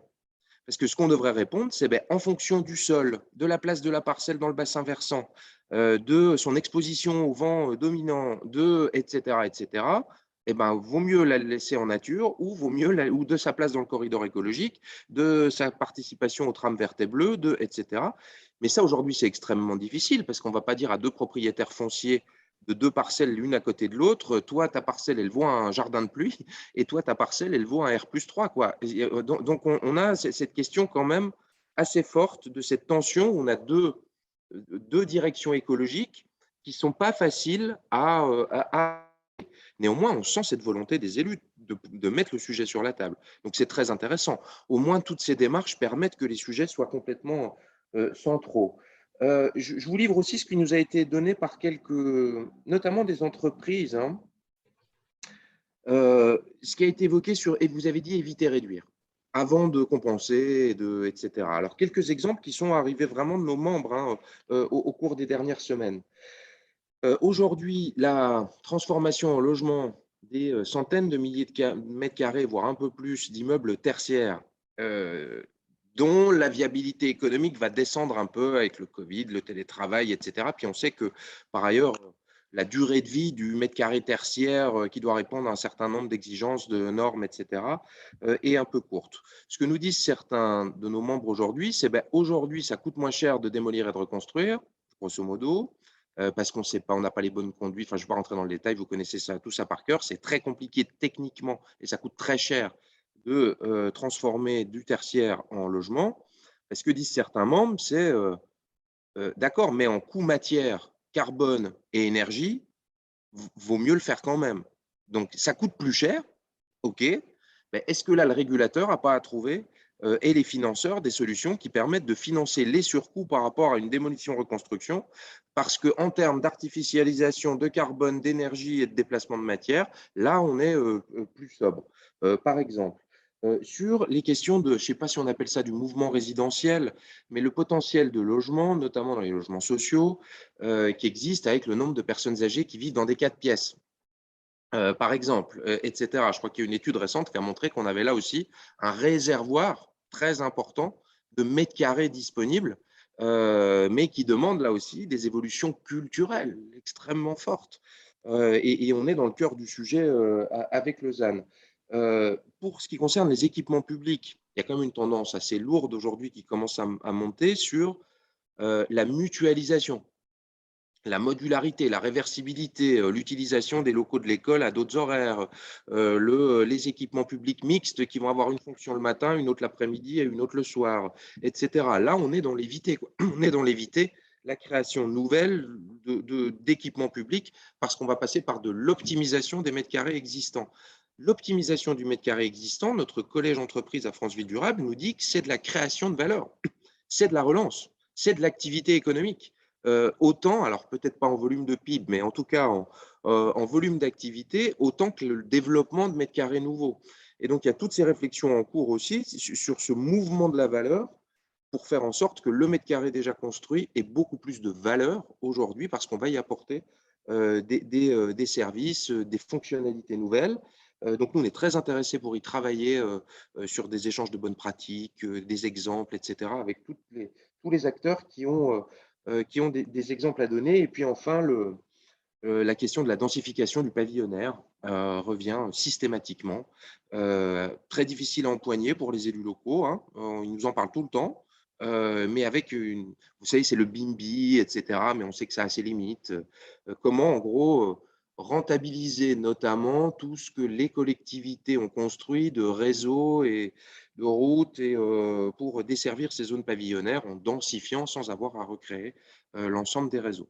Donc voilà un peu les sujets qui reviennent un peu systématiquement de nos discussions, aussi bien avec les acteurs privés et publics de l'association. Puis une question qui nous a été posée par un groupe privé sur, mais vous allez, je ne sais plus si vous y avez déjà répondu tout à l'heure, mais la prolongation du fonds friche va-t-elle être ouverte aussi à des propriétaires ou maîtres d'ouvrage privés, puisqu'il nous a été dit que dans la première sélection, il n'y avait que des publics. Est-ce que vous pouvez préciser ça, s'il vous plaît? Peut-être la DGALN. Je vois que Magali nous a rejoint. Magali, tu sais répondre à cette dernière question de Sébastien. Moi, je ne suis pas sûr qu'on ait vu une réponse, qu'on ait des réponses à cette question. En tout cas, le post 2022 est encore un peu mystérieux. Mais Magali, tu as peut-être. Mais je garantis pas, Sébastien. Magali, tu as peut-être des éléments? Alors, excusez-moi, je ne vais pas mettre ma caméra parce que j'ai des problèmes de connexion. Donc, bonjour à tout le monde. Juste, alors, la deuxième question, je ne sais pas si je l'ai bien entendue. J'ai entendu la première. Moi, c'était la question du coût global, c'est ça, non? Ou pas du tout? Il y avait en fait deux questions sur la pérennisation du fonds friche, ou plutôt l'AP en cours, là, sur le. Ah oui, non, pardon. Alors, ça, sur oui, le, oui. sur le fonds Non, on n'a friche. pas Donc, de. est-ce qu'il est ouvert au privé et est-ce qu'il y a déjà des visions sur le post 2022? Non, alors, pardon, oui. Alors, moi, du coup, parce que j'étais en train de me poser une question sur le forum, sur la question du coût global pour savoir, mais ça répondait à tes premières remarques, sur en le fait, hein. tertiaire et tout ça. Oui. Bah oui, en fait, c'est bien la question du coût global. En fait, je vais répondre en trois commentaires.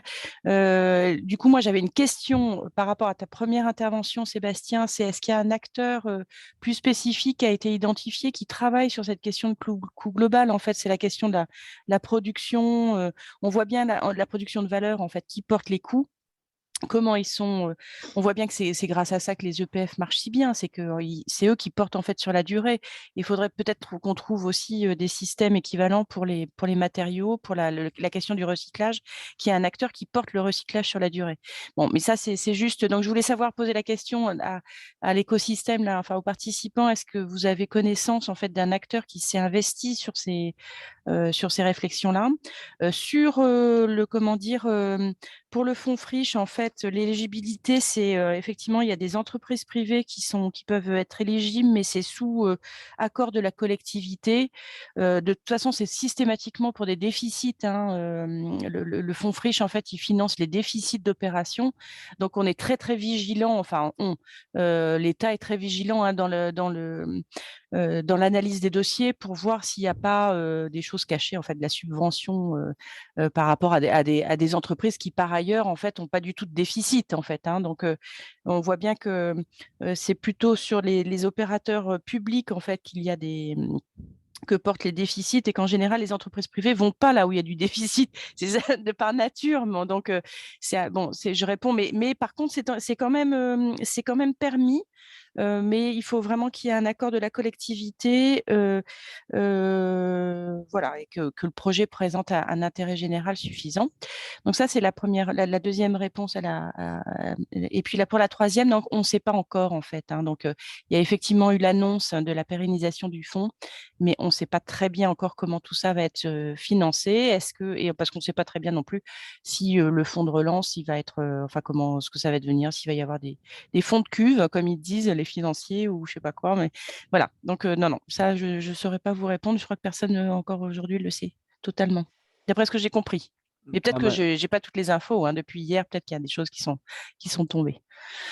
Merci Magali pour ces précisions. Il y a beaucoup d'éléments dans ce que tu disais également, Sébastien, donc il y aurait beaucoup de réactions. J'imagine qu'il y a beaucoup de réactions. Moi, j'aurais bien voulu rebondir sur ce que tu as dit, mais avant de le faire, j'aimerais bien qu'on donne la parole à la NCT et à Annabelle Ferry. Je pense que l'éclairage qu'elle va nous donner peut aussi nous apporter des réponses et ça nous laissera un peu de temps pour ensuite réouvrir le débat et revenir sur certaines remarques et certains éléments que tu as évoqués. Annabelle, Bonjour à tous. prends la main. Oui. Merci de m'accueillir dans cette première matinale et heureuse de retrouver certaines personnes. Donc, l'ANCT, là, le but, c'est que je vous explique, pour ceux qui ne sont pas au courant, ce que c'est, sachant que l'ANCT a été créée assez récemment, on l'a mis en place en 2020, et l'ANCT est un peu héritière de la DATAR, puisque l'essentiel de ces sujets, et d'ailleurs d'effectifs, puisque c'est né de la fusion du Commissariat général à l'égalité des territoires, lui-même issu de la DATAR, mais aussi l'EPARECA, l'agence du numérique, sont en prise avec cette histoire de l'aménagement. Donc l'agence, en fait, a été créée suite à des débats qui ont eu lieu avec le chef de l'État et au Parlement sur la nécessité d'accompagner les territoires les plus fragiles, et notamment les petites collectivités, mais pas que, dans l'accès, tout simplement, à l'ingénierie amont, au financement, l'ingénierie donc financière et technique, à des partenariats pour pouvoir sortir des projets, en fait. Donc, le législateur a doté donc l'agence de ses compétences pour pouvoir aider ces territoires. Donc, l'agence s'adresse donc à tout type de communes, EPCI, départements, et a pour cible prioritaire les territoires ruraux, les quartiers prioritaires de la ville, les territoires de montagne, les centres-villes des villes moyennes, les petits bourgs, le périurbain. Et donc tout ça concourt, bien sûr, et c'est l'objet du débat d'aujourd'hui, à la fois à la relance, bien avant d'ailleurs que ça se mette en place, mais aussi à la notion de sobriété. Donc l'agence, dans son fonctionnement, elle fonctionne au niveau local, puisque le délégué de l'agence sur l'ensemble du territoire est systématiquement le préfet de département, assisté d'un délégué adjoint, qui est bien souvent le directeur départemental des territoires. Et donc, c'est le délégué qui instruit les demandes, les sollicitations des collectivités pour pouvoir leur venir ensuite en aide. Donc, pour pouvoir venir en aide aux collectivités, on déploie un certain nombre d'interventions qu'on fait en partenariat à la fois avec des opérateurs de l'État et également des partenaires privés, et essentiellement au niveau des opérateurs de l'État, au premier chef le CEREMA, qui est un partenaire fondateur d'ailleurs de l'ANCT, mais aussi nous travaillons bien sûr avec l'ADEME, l'ANA, la Banque des territoires et l'ANRU. Donc, les projets sont instruits localement et la recherche d'ingénierie locale disponible est la priorité. Quand il n'y en a pas, ces projets remontent on va dire, au niveau national de l'ANCT pour pouvoir soit bénéficier d'un marché, enfin de prestataires via un marché d'ingénierie que l'ANCT a mis en place, donc qui permet de faire du diagnostic territorial, de l'accompagnement au montage de projets, de l'expertise juridique, de l'expertise foncière, des études de mobilité, des études sur l'environnement, etc., etc.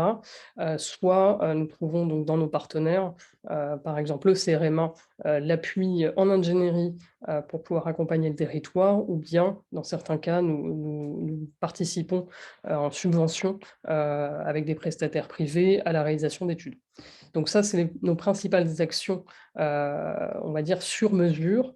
Et nous avons également à l'ANCT, donc en héritage du Commissariat général à l'égalité des territoires, repris le pilotage de grands programmes nationaux que vous connaissez tous, qui sont à la fois les programmes de revitalisation des cœurs de ville. Donc là, on est vraiment dans la cible justement de renforcer l'accès aux services, la densité, l'offre de logement et traiter tous ces sujets de manière concomitante au profit justement de cette revitalisation et dans l'objectif bien sûr de limiter l'étalement urbain et surtout le traiter en même temps. Donc ça, c'est le programme Action Cœur de Ville. Il y a également le programme Petite Ville de demain, qui est plus récent et qui lui vise actuellement 1600 centralités, qui va de 2000 à 20 000 habitants en moyenne, et donc sur cette même logique. Et donc sur ces deux programmes, on les conduit en lien avec les partenaires que je vous ai cités tout à l'heure, avec l'objectif de mutualiser et centraliser l'ensemble des forces publiques et privées sur des projets d'ensemble globaux et cohérents, avec des plans d'action et des chefs de projet locaux pour les conduire. Donc là, l'objectif, ce n'est pas d'arriver avec juste le déploiement d'une action, mais d'avoir une action d'ensemble et globale. Donc tout ça aussi est contractualisé. Ces territoires bénéficient aussi des ORT qui ont été créés aussi par la loi Elan. Je pourrais vous en dire 2 mots tout à l'heure si vous le souhaitez, et qui concourent justement à donner des outils pour pouvoir maîtriser l'ensemble de ces éléments, et notamment fonciers. L'agence conduit aussi des programmes de revitalisation économique et commerciaux. Donc au niveau commercial, on a repris les activités de l'ex-EPARECA, par exemple, conduit pas seulement dans les QPV, mais aussi dans les cœurs de ville. On a également Territoire d'industrie qui vise justement à ramener de l'emploi et à aider tous les sites industriels à prendre un nouveau chemin, ou à recréer dans des écosystèmes locaux. On travaille beaucoup, notamment avec les régions là-dessus, pour redévelopper ces tissus industriels et économiques. On a également aussi des programmes sur le numérique, à la fois sur la couverture fixe et mobile, bien sûr, mais aussi sur l'accès au numérique, l'accès aux services, la formation. Tout ça aussi, en termes d'usage, on le retrouve dans le programme France Service, qui permet en tout point, dans chaque canton, d'avoir accès à l'ensemble des services publics de manière large. Donc voilà, on travaille à la fois sur le territoire, son contexte, sur les usages. Voilà, mais l'ANCT n'intervient pas directement, elle pilote ces programmes, elle mobilise l'ingénierie disponible, elle recense aussi les besoins qui émergent dans les territoires. Par exemple, on a vu des besoins liés certes au contexte, mais qui étaient sous-jacents et qu'on avait commencé à travailler sur les territoires de montagne, sur c'est quoi la transition des stations touristiques de montagne, avec une intervention qui est en train de se formaliser dans le programme Avenir Montagne, qui touche à la fois l'immobilier, bien sûr, les aspects touristiques, les aspects mobilité et les aspects environnementaux à long terme. Donc toutes ces actions concourent à cet objet, et aujourd'hui, on commence déjà à prendre du recul au bout de 2 ans d'existence à la NCT pour, comme je vous le disais, mieux cibler nos interventions et les besoins, et élargir davantage aussi notre travail partenarial.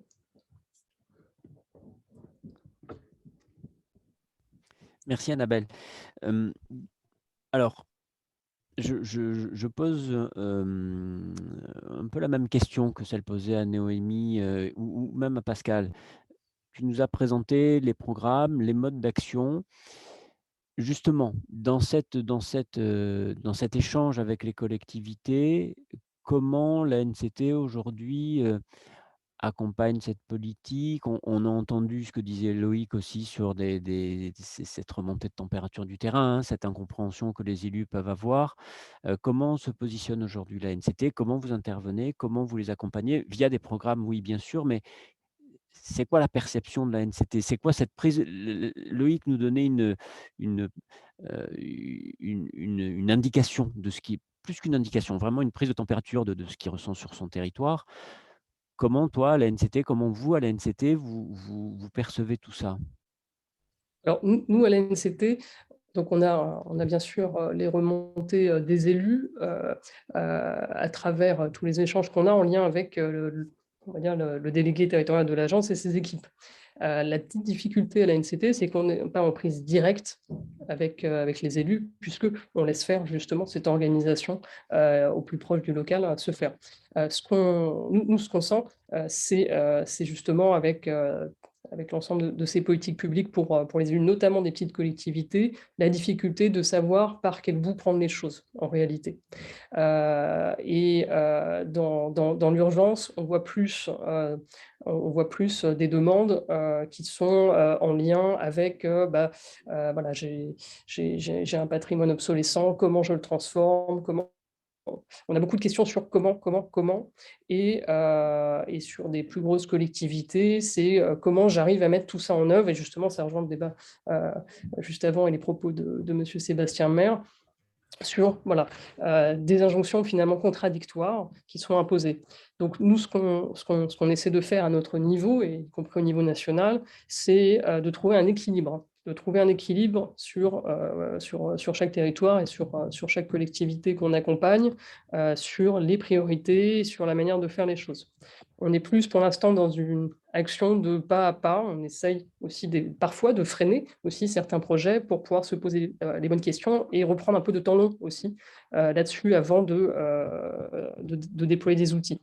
On perçoit aussi également, alors on a toujours le problème qu'on voit, c'est la connaissance des outils, la connaissance et la capacité surtout d'un certain nombre de collectivités à pouvoir répondre à encore beaucoup d'appels à projets. Jean-Baptiste Jutlen en parlait tout à l'heure.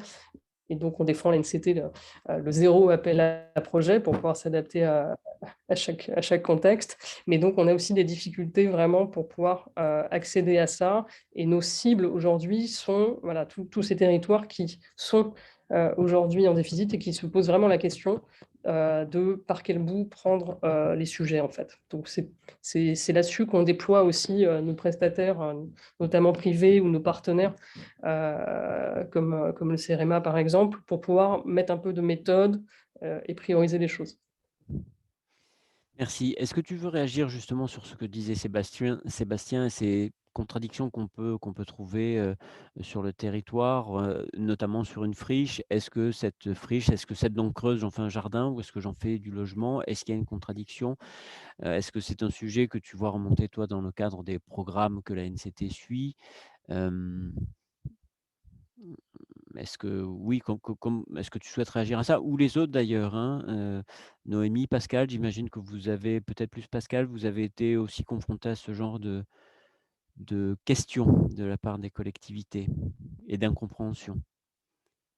Annabelle, tu veux réagir et Oui, ensuite pour ma part, je pourrais parler à titre personnel et dans mes anciennes activités d'architecte urbaniste, mais Oui. c'est vrai qu'au titre de la NCT, voilà, comme on n'est pas directement sur le terrain, une fois que les opérations sont lancées, j'ai du mal à vous faire un retour objectif de ce que peut percevoir l'ANCT par rapport à ça dans le débat. Sans doute des collègues à moi pourraient le faire, mais je ne peux pas parler en leur nom. Je m'en excuse. Bruno, si je peux me permettre, j'avais Oui, posé justement une question par rapport à ça. Je pense qu'il y a des gens du CEREMA qui sont là. Est-ce que Cartofriche, en fait, pourrait pas répondre à cet enjeu, puisque il y a toute dans Cartofriche, qui est un produit proposé par le CEREMA, il y a de la qualification de la friche. Alors, est-ce que, je sais pas, hein, c'est une question. C'est pas un piège, hein, c'est pas un piège, j'espère. Une question.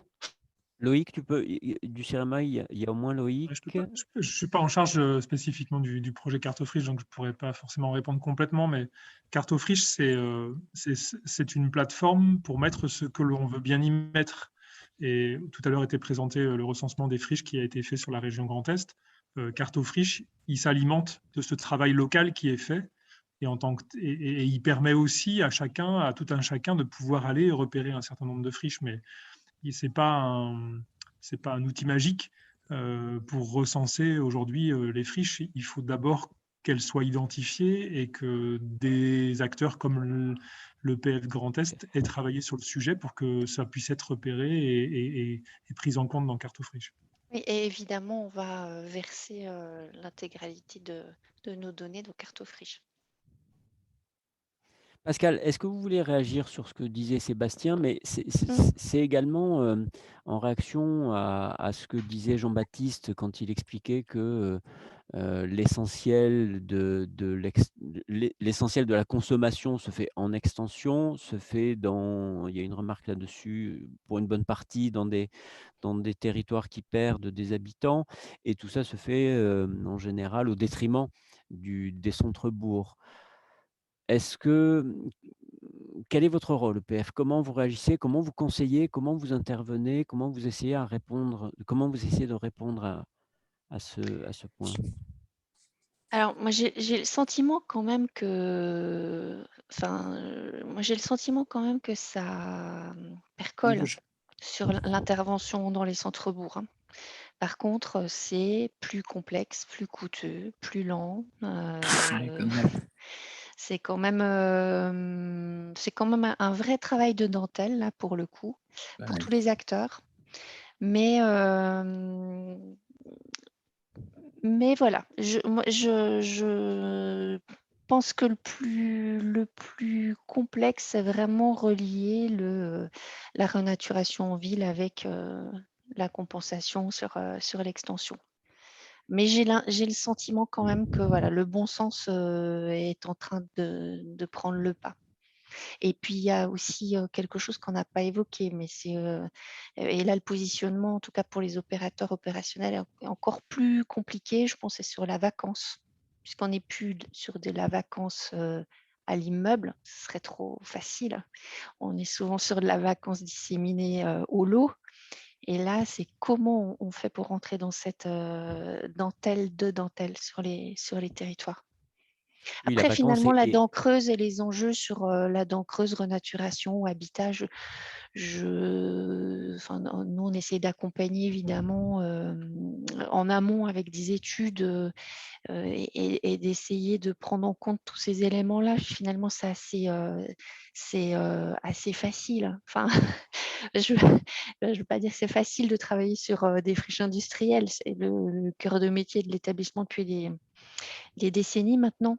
Mais c'est vrai que les sujets aujourd'hui sur le renouvellement urbain, si on resserre l'entonnoir, on est vraiment pratiquement sur du lot. Comment intervenir là-dessus? Je ne sais pas si je réponds à votre question. Mais en tout cas, ce n'est pas les mêmes questions aux mêmes étages. Oui. Et pourtant, il va falloir que tous les interlocuteurs se posent ces questions-là pour pouvoir agir. Oui, et quand vous disiez à l'instant plus coûteux, ça renvoie également à la remarque de Magali sur le coût global. Ça dépend de quoi on parle. Si on est en coût global, c'est pas évident que ce soit plus coûteux. C'est vrai. Et là, c'est dommage qu'on n'ait pas Franck Boutet qui nous aurait illustré, mais bon, il n'est pas là, donc on n'aura pas cette illustration. Des réactions des uns et des autres. Donc je vois des commentaires. Céline, vous voulez faire votre commentaire en direct peut-être? Je peux. C'est super intéressant toutes ces approches-là. Nous, on s'interroge et on s'inquiète. On parlait de la vacance et de l'habitat dégradé dans les centralités. On pense aussi qu'on a un gros sujet sur les zones d'habitat pavillonnaire anciennes, on va dire. Parce que on a aussi des logements qui sont en train de se dégrader, dont on pense qu'ils vont perdre de l'attractivité en zone urbaine ou périurbaine. Et finalement, on trouve qu'il est presque moins facile d'intervenir sur ces zones-là que sur l'habitat dégradé de centre-ville, sur lesquels finalement on a des outils d'intervention type OPA-RU, etc., qui sont adossés à nos conventions ORT, PVD, etc. Donc voilà, on a pas mal d'interrogations sur comment on va pouvoir agir sur ces zones pavillonnaires, et on trouve que finalement, le fait de mobiliser beaucoup de propriétaires occupants, et encore plus les propriétaires bailleurs, pour lesquels les aides sont encore plus compliquées à avoir, nous interroge beaucoup, et on se dit qu'il faudrait peut-être une évolution là-dessus. Je sais pas si Oui, je suis claire. je pense que si, et c'est des constats qui ont malheureusement déjà été faits, hein, des lotissements donc entre guillemets «à l'ancienne», avec un vieillissement de la population, donc des biens qui sont aujourd'hui, un peu qui commencent à se dégrader, qui trouvent, difficilement des repreneurs, et donc on risque d'être confronté dans les années à venir à des lotissements et une paupérisation des populations, dans ces lotissements. Ça ouvre beaucoup de sujets pour, des groupes de travail de France Ville Durable, tout ça. Et finalement, enfin, je me permets, nous, on intervient beaucoup là, dans le cadre d'Action Cœur de Ville, y compris sur du renouvellement urbain avec des nouveaux logements plus denses, etc. Et on crée une nouvelle offre d'habitat qui va sans doute être plus attractive que notre pavillonnaire énergivore. Et voilà, l'équilibre sur nos actions de densification avec des nouveaux logements, y compris sur des secteurs de friches, etc., par rapport à notre habitat existant, il n'est pas facile à trouver, quoi. Oui. Est-ce que les uns et les autres, vous voulez réagir à ce commentaire de Céline? Sinon, on prend une autre question. Alors, j'ai pas le prénom, je vois juste Canon à l'écran. Peut-être que la personne peut faire son commentaire en direct, sinon je lis la question, comme vous préférez.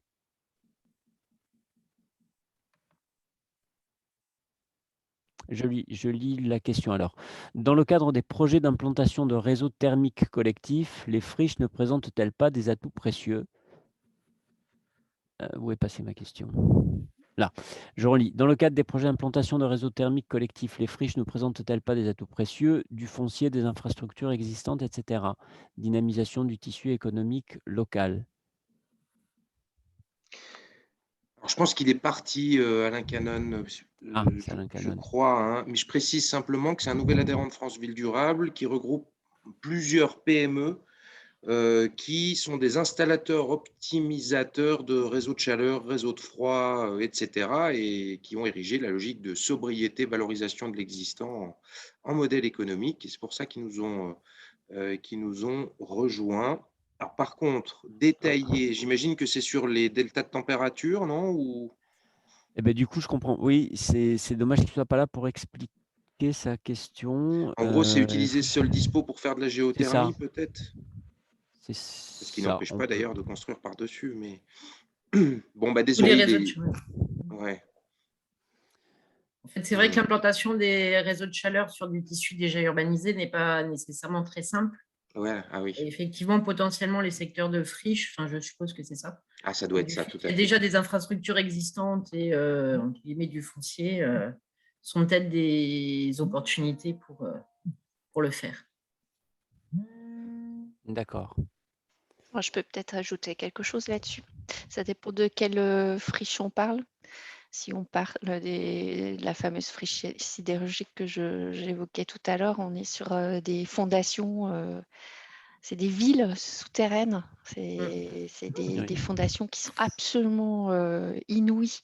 Donc en fait, non, les fondations ne sont pas purgées et si on installe un réseau de chaleur, à moins qu'on trouve voilà, un réseau existant qui puisse faire office d'accueil, mais c'est déjà quand même un petit doute, ça risque parfois d'être vraiment, vraiment beaucoup plus compliqué, je pense, à réaliser. Bah, justement parce que les sols ont été largement utilisés. D'accord. Est-ce qu'il y a d'autres questions? Je trouve qu'on a abordé un sujet sensible, hein, quand même, hein. C'est Céline qui l'a abordé, c'est celui, mais tu en as parlé Sébastien également, hein, celui de la redensification, la densification, en tout cas le travail sur les lotissements un peu anciens, la restructuration de ces tissus périurbains, ça ouvre des perspectives de travail assez énormes, dans des contextes assez difficiles souvent. Pour aller dans ce sens-là, je voudrais aussi ajouter dans la même catégorie la transformation, adaptation, rénovation, réhabilitation, finalement, de tout le tissu banal, commun, Oui. jugé peu qualitatif. Je pense notamment à une étude du PUCA, je ne sais plus si tu étais là, Bruno, que François Ménard nous a présenté Oui. dans le cadre de la commission Écoquartier, qui était extrêmement, que j'ai trouvé hyper intéressante, parce que c'était cette logique d'essayer justement de caractériser l'habitat le plus banal, mais qui est le plus massif, hein, partout.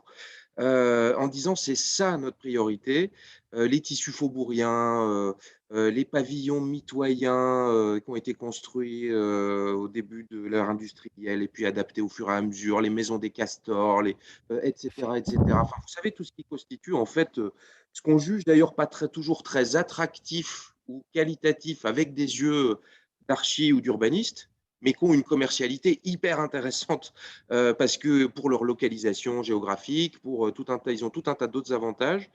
Et donc, les modèles, les dispositifs qui nous permettraient de faire remonter en qualité, en gamme, en attractivité, en valeur aussi, tout ce qui peut être ce tissu ultra basique, ultra commun. J'ai trouvé, d'ailleurs, je pense qu'on pourra le partager avec les participants si vous le souhaitez, l'étude du PUCA à ce sujet, extrêmement intéressante. Ouais, oui, tout à fait, c'est très intéressant et ça ouvre vraiment un très, très vaste, chantier. J'aurais bien aimé Noémie, j'espère que vous êtes encore là. Est-ce que vous voulez réagir sur ce sujet? Est-ce que vous avez été confronté peut-être pas, mais est-ce que sur, le territoire, votre territoire, est-ce que Noémie est là encore? Oui. Oui, vous êtes là, Noémie. Est-ce que sur votre territoire, vous avez été confronté ou vous êtes confronté à ce sujet? Est-ce que vous envisagez des interventions de ce type? Est-ce que vous êtes questionné par les collectivités? Alors en fait, nous, historiquement, on intervient vraiment principalement en fait en extension urbaine sur d'anciennes terres agricoles qui étaient cultivées de façon conventionnelle. Donc ça, vraiment, typiquement sur Val d'Europe agglomération, même Marnay-Gondoire, c'est vraiment le cas.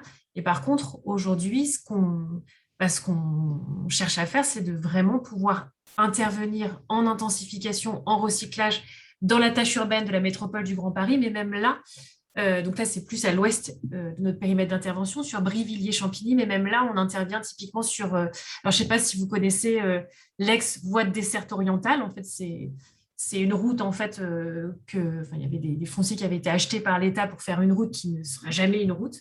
Donc en fait, aujourd'hui, en fait, c'est des friches, c'est du sol pollué. Si vous regardez justement par vue aérienne, vous avez l'impression que c'est de l'espace naturel, agricole et forestier. Donc, en fait, même là, même dans la métropole du Grand Paris, en fait, on n'est pas dans ce questionnement-là, encore pas encore. D'accord, d'accord et et vous n'avez pas senti en tout cas, les collectivités, les élus ne vous interrogent pas encore? C'est pas encore un sujet identifié pour, en tout cas, les élus que vous côtoyez sur votre territoire?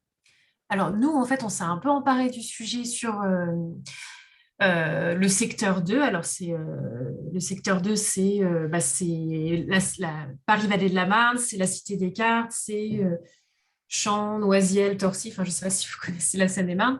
Mais donc là, on a fait une étude pour voir dans quelle mesure on pouvait intervenir plus sur de l'optimisation foncière, c'est-à-dire de voir éventuellement où est-ce qu'on pourrait faire de la surélévation, éventuellement sur des équipements publics. Donc, c'est une problématique un peu différente de celle que vous posez, mais enfin, aujourd'hui, c'est là où on va le plus loin, mais on n'a pas trouvé le modèle économique aujourd'hui. C'est-à-dire que nous, notre modèle, c'est de travailler à partir de la zone d'aménagement concerté. Et donc, aujourd'hui, typiquement, pour travailler sur de l'optimisation foncière, là où il y a déjà un tissu urbain dense, en tout cas pour notre périmètre d'intervention, aujourd'hui, on n'a pas le modèle. D'accord. Bon, Mais c'est une question importante. Et puis sachez que ça nous intéresse. Donc si vous effectivement, si vous lancez des études, ou des expérimentations, on vous accompagnera bien volontiers. Merci. Est-ce qu'on a raté des questions? Je crois que j'avais vu un commentaire, mais qui était plus, philosophique. AD2 MPV, je ne sais pas qui est, si la personne veut prendre la parole. Je lis la question. Puisque 4 hectares sur 10 Puisque 4 hectares sur 10 sont artificialisés par les communes qui perdent des habitants, c'est bien que l'objectif d'accueil des habitants est partagé par les territoires, quelle que soit leur pression. Faut-il raisonner en droit à l'urbanisation, pas forcément extension, seulement en raison d'une pression à l'habitat au risque d'abandonner les communes en perte d'habitants? Est-ce que la personne qui a fait ce commentaire et posé cette question veut intervenir? Elle nous a peut-être quittés. Non, Il est elle n'a pas de presque... micro. Ah, On a un d'accord. message dans le chat. Pas de micro, d'accord. Je ne sais pas si quelqu'un veut réagir. Le débat est assez... on rentre dans un débat assez long. C'est pour ça que je parlais d'une réflexion assez philosophique hein, sur ces communes en perte d'habitants et faut-il du coup recréer des logements? Bon, ça dépend aussi du contexte, de la demande, du besoin, des équipements. Il y a un certain nombre... il y a un contexte global à prendre en compte, je pense. Quelqu'un veut réagir? Il est 10h26. C'est presque l'heure de fin. Je me permets, j'aurais une question, c'est Oui. nouveau, Céline, je l'ai mise dans le chat, mais j'aimerais savoir si on a une idée actuellement dans l'état des discussions de la maille territoriale qui est envisagée pour calculer le solde net d'artificialisation. Est-ce que quelqu'un sait répondre? Je pose la question Céline, parce que nous, on est confrontés sur les sujets de compensation environnementale, par exemple, à trouver à l'échelle d'un EPCI sur des territoires en fort développement industriel. Nous, on est sur la vallée de la Seine et on a une pression économique assez forte. Finalement, les compensations environnementales, quand on doit les trouver sur notre territoire, c'est souvent plus que compliqué, on va dire. Et du coup, on est aussi très interrogatif sur la maille qui sera retenue et du coup, comment on pourra la gérer. Il paraît en effet assez central. Est-ce qu'on calcule à l'échelle de l'EPCI, à l'échelle régionale, voire les objectifs nationaux sont compensés à l'échelle nationale? Enfin, effectivement, quelle est la maille? on pourra poser la question. Magali, je sais en fait, c'est l'échelle régionale qui a été retenue, hein, mais okay. En tout cas pour la trajectoire. Après, effectivement, je préférerais laisser Jean-Baptiste rentrer dans le détail, hein, parce ça rentre après dans le cadre de négociations entre les collectivités. Hein. C'est une histoire très compliquée, hein, la compensation, parce qu'il y a des questions aussi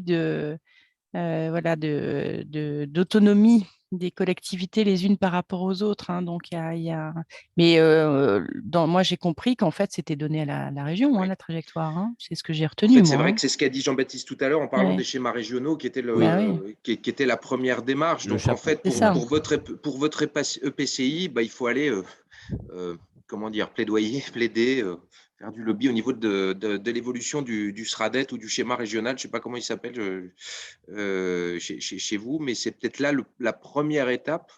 Et puis ensuite, comme ça nous a été présenté, il y a l'idée que ça soit décliné dans les SCOT, puis dans les PLU, mais dans un deuxième temps, c'est ça hein? Oui, c'est ça, oui. Et dans le même sens, en tout cas, je vais apprendre de la même façon, il y a une question de la communauté urbaine de Dunkerque. Oui, alors ça. Je lis la question sur le point de la territorialisation de la réforme. Quid de la prise en compte de la spécificité des circonscriptions portuaires? Y a-t-il une position arrêtée au niveau national? Oula. C'est des questions qu'on peut prendre et je pense qu'il faudra que Jean-Baptiste... En plus, on est encore dans quelques négociations, hein, donc je pense que tout n'a pas atterri, loin de là. Donc on note ces puis, questions. nous, on est potentiellement dans une orientation de SCOT interterritoriale. Et pareil, même la déclinaison du SRADET sur le SCOT, voilà. Est-ce que ce sera bien le périmètre du SCOT interterritorial ou avec des sous-découpages là aussi? Enfin voilà, ça pose beaucoup de questions à nos élus en ce moment. Oh oui. Bon, sachant que sans vouloir en rajouter, pour les territoires qui sont littoraux, il va y avoir un sujet de quelle assiette on parle de territoire avant ou après la montée des eaux, quoi. Eh oui. Et dans le temps, comme on le lisse, le calcul de la compensation en fonction des territoires, il y en a qui sont plus concernés que d'autres, etc. etc. Oui. On note ces questions. Il est 10h30 s'il n'y a pas d'autres questions. je ne vais pas dire qu'on va conclure, il n'y a pas de conclusion, au contraire, il y a des ouvertures, beaucoup de sujets, peut-être des groupes de travail pour France Ville Durable, Sébastien, en tout cas beaucoup de réflexions à mener. Un grand merci aux intervenants pour les éclairages, j'ai trouvé ça extrêmement intéressant, j'espère que ça aura apporté beaucoup d'éléments également aux participants. En tout cas, vous pouvez, s'il y a d'autres questions, s'il y a des sujets, si vous souhaitez approfondir des points, n'hésitez pas à nous connecter. Encore une fois, c'est aussi la relance du programme de ces matinales. Donc, si on sent le besoin, tu confirmes Sébastien, si on sent le besoin de revenir sur ce sujet, d'approfondir certains points, de creuser, d'illustrer, on le fera avec grand plaisir.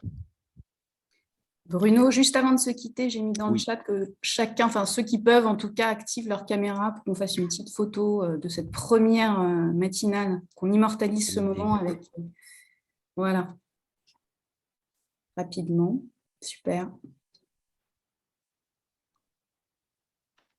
T'essayes aussi Alexandra, comme ça on en aura plusieurs pour voir laquelle est la mieux. Super, bon on y va, je pense que c'est bon. Merci.